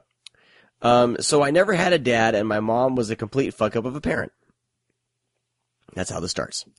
Side story, though this is not related to the most embarrassing film moment with a parent, I will note that my first exposure to a horror film was when I was in first grade. My mother was going into labor and had to be rushed to the hospital. Having no dad... Hold on, I gotta clear my throat. Hold on. I'm gonna pause this for a second. Alright, I'm back. Having no dad, my younger brother and I were put into care of our neighbor who was 100 years old. At least it felt like that at the time. Who lived in the basement of the apartment house. Wow. We lived next to a funeral home as well in Waterbury, Connecticut. Long story short, the dark basement had a TV lighting it late night into early morning, and what was playing for me to watch in its entirety? Creep Show on HBO. Yep, it scared the hell out of me, and I've never looked back. Where's my cake? Growing up, my mother left me completely alone, and I mean completely alone, very little contact at all. So the only story I do have that may actually qualify for the contest is as follows. My mom had to be driven to the big city to press charges in court against one of her many biker boyfriends. This resulted in me, a wonderfully innocent 9-year-old child, being placed in the care of my extremely religious, Jesus-loving, Girl Scouts/Boy Scouts rah-rah-rah Republican grandparents for the day. That's a great description, and I need to put that in a script because that's fucking great. After going to an extremely seedy, especially by their standards, hot dog and burger place, they decided we could kill some time by going to see a movie. This was in 1986, and I will preface this revelation with the fact that my grandfather once forcibly removed one of my mother's teen friends from his house for saying the word fart. They decided to buy 3 tickets for Howard the Duck. Howard the motherfucking Duck. No. Yeah, it was playing at an early matinee, and yeah, I'm sure it seemed like it was for kids, but oof. There I was, sandwiched between my grandmother and grandfather, who attended church about 2-3 times a week, about to take in Howard the Duck in all its glory. We had bought popcorn. This I remember. I also remember them getting agitated right from the start and getting squirmy in their seats. I'm not sure how many minutes of the film we actually got through, but at some point, the duck boobs on the animatronic duck pop out as she is pleasuring herself in the tub. Was she? Yes. Really? That's how I remember Wow, it's been years. I used to watch that all the time as a kid, and I never got that. Well, it's because you probably didn't know what that was. It's time to watch this as an adult. All right, here we go. As the she-duck, is pleasuring herself in the tub and bang, probably not 10 minutes in, my grandparents start yelling at the entire half-empty movie theater that they should be ashamed. There are kids present, that they brought, and they were going to call the cops. In a theater, this happened for real. I never even got to finish the popcorn. I'm not sure what scarred me more, the spectacle that I was unwittingly dragged into or the talk that occurred afterwards about right and wrong and seeing someone's duck breasts and pornography. What I do know is that it started my love affair with the cinema, and this was the first time I ever remember being in an actual movie theater, and why I fucking love Howard the Duck to this day. Well, I understand this may not be anywhere near the caliber of story you were looking for, blah, blah, blah. And yes, it was. Yes, that's fabulous. He says, thank you for all the work and time you put in the podcast. Thanks for making my days at work a little more tolerable. I clean toilets at a church. I am not lying. Oof. Love and blood, Joseph. I love that story because that kind of shit still happens. I went and saw The Purge Anarchy in the theater, and I was by myself with 2 very old, rah-rah Republican old people. Uh-huh. And they not only screamed at the screen something about Obama, but then also got up and left because they were pissed off about guns. And it was pretty outstanding. Okay, moving on. God bless the movie-going experience. All right, Michael Engber. I saw Ghost with my parents when I was 7 years old.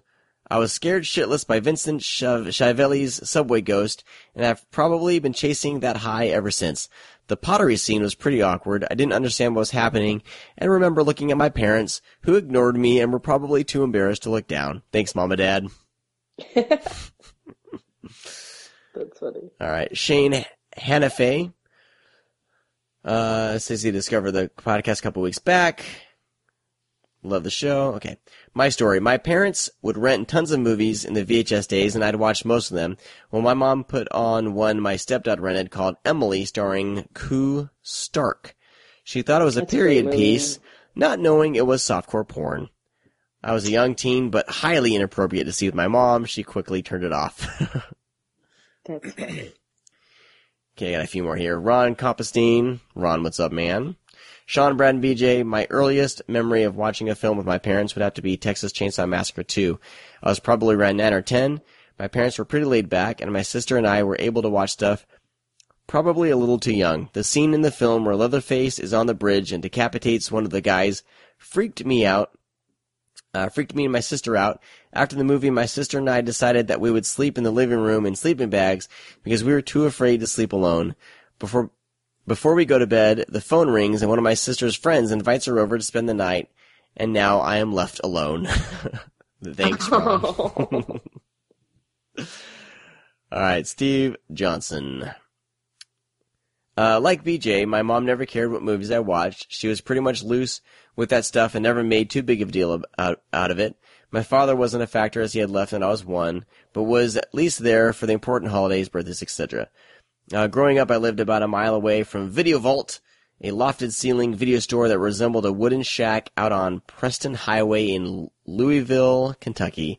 Mom instilled a deep love of Halloween in me, but could never watch the scary stuff, so I don't have a story that exactly fits your criteria for this contest. Whatever, just get to the point, buddy. Where are we at here?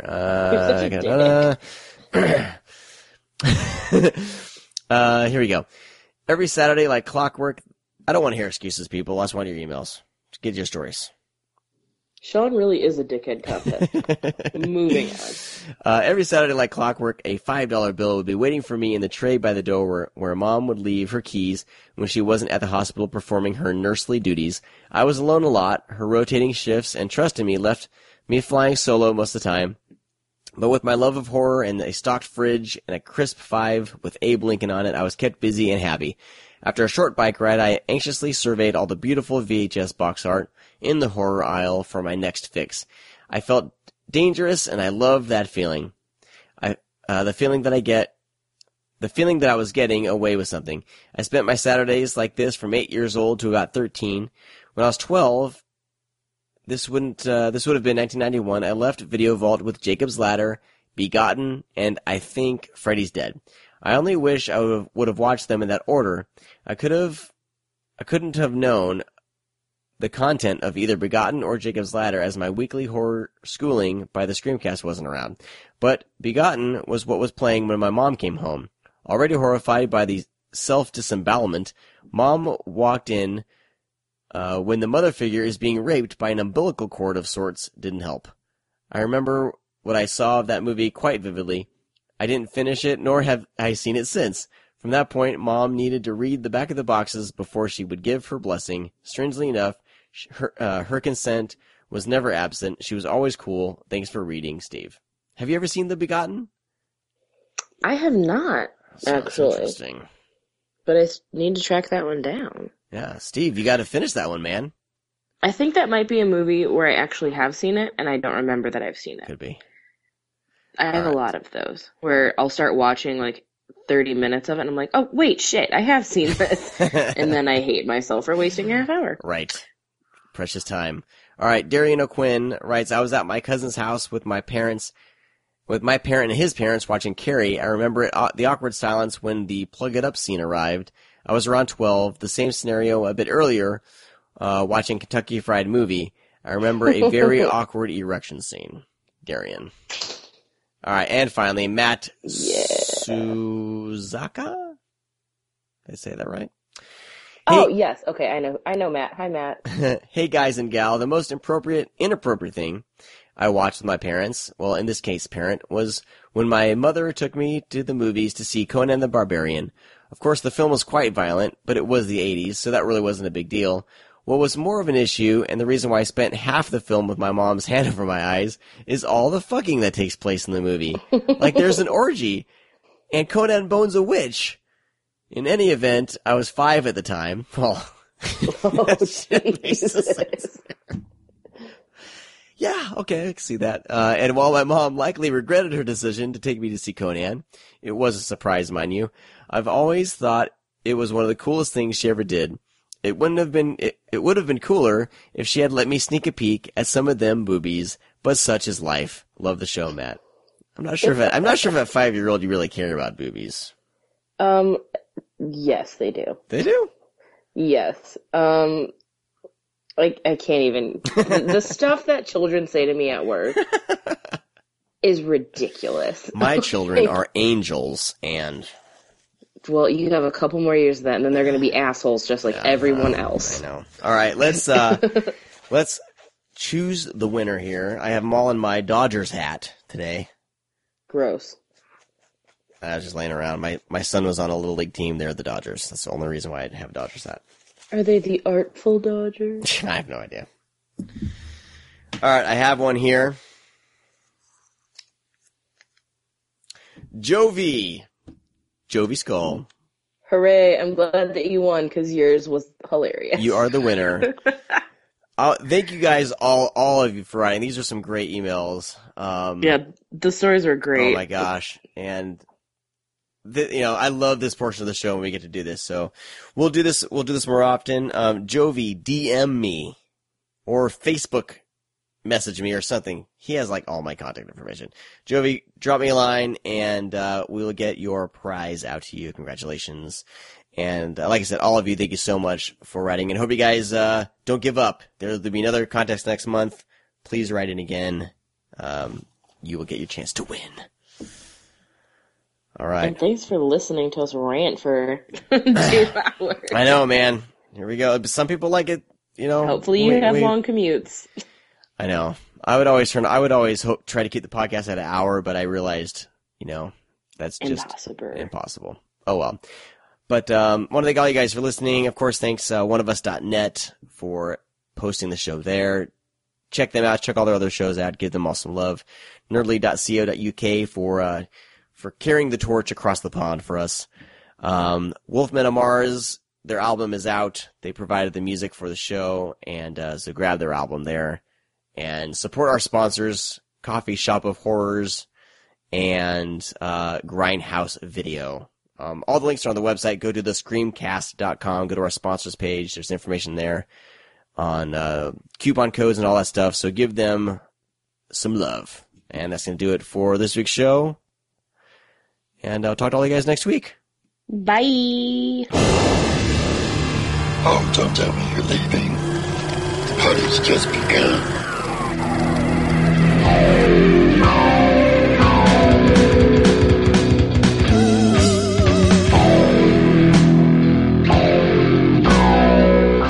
Welcome, everyone, to this... Ah, shit, hold on. 67, right? 67?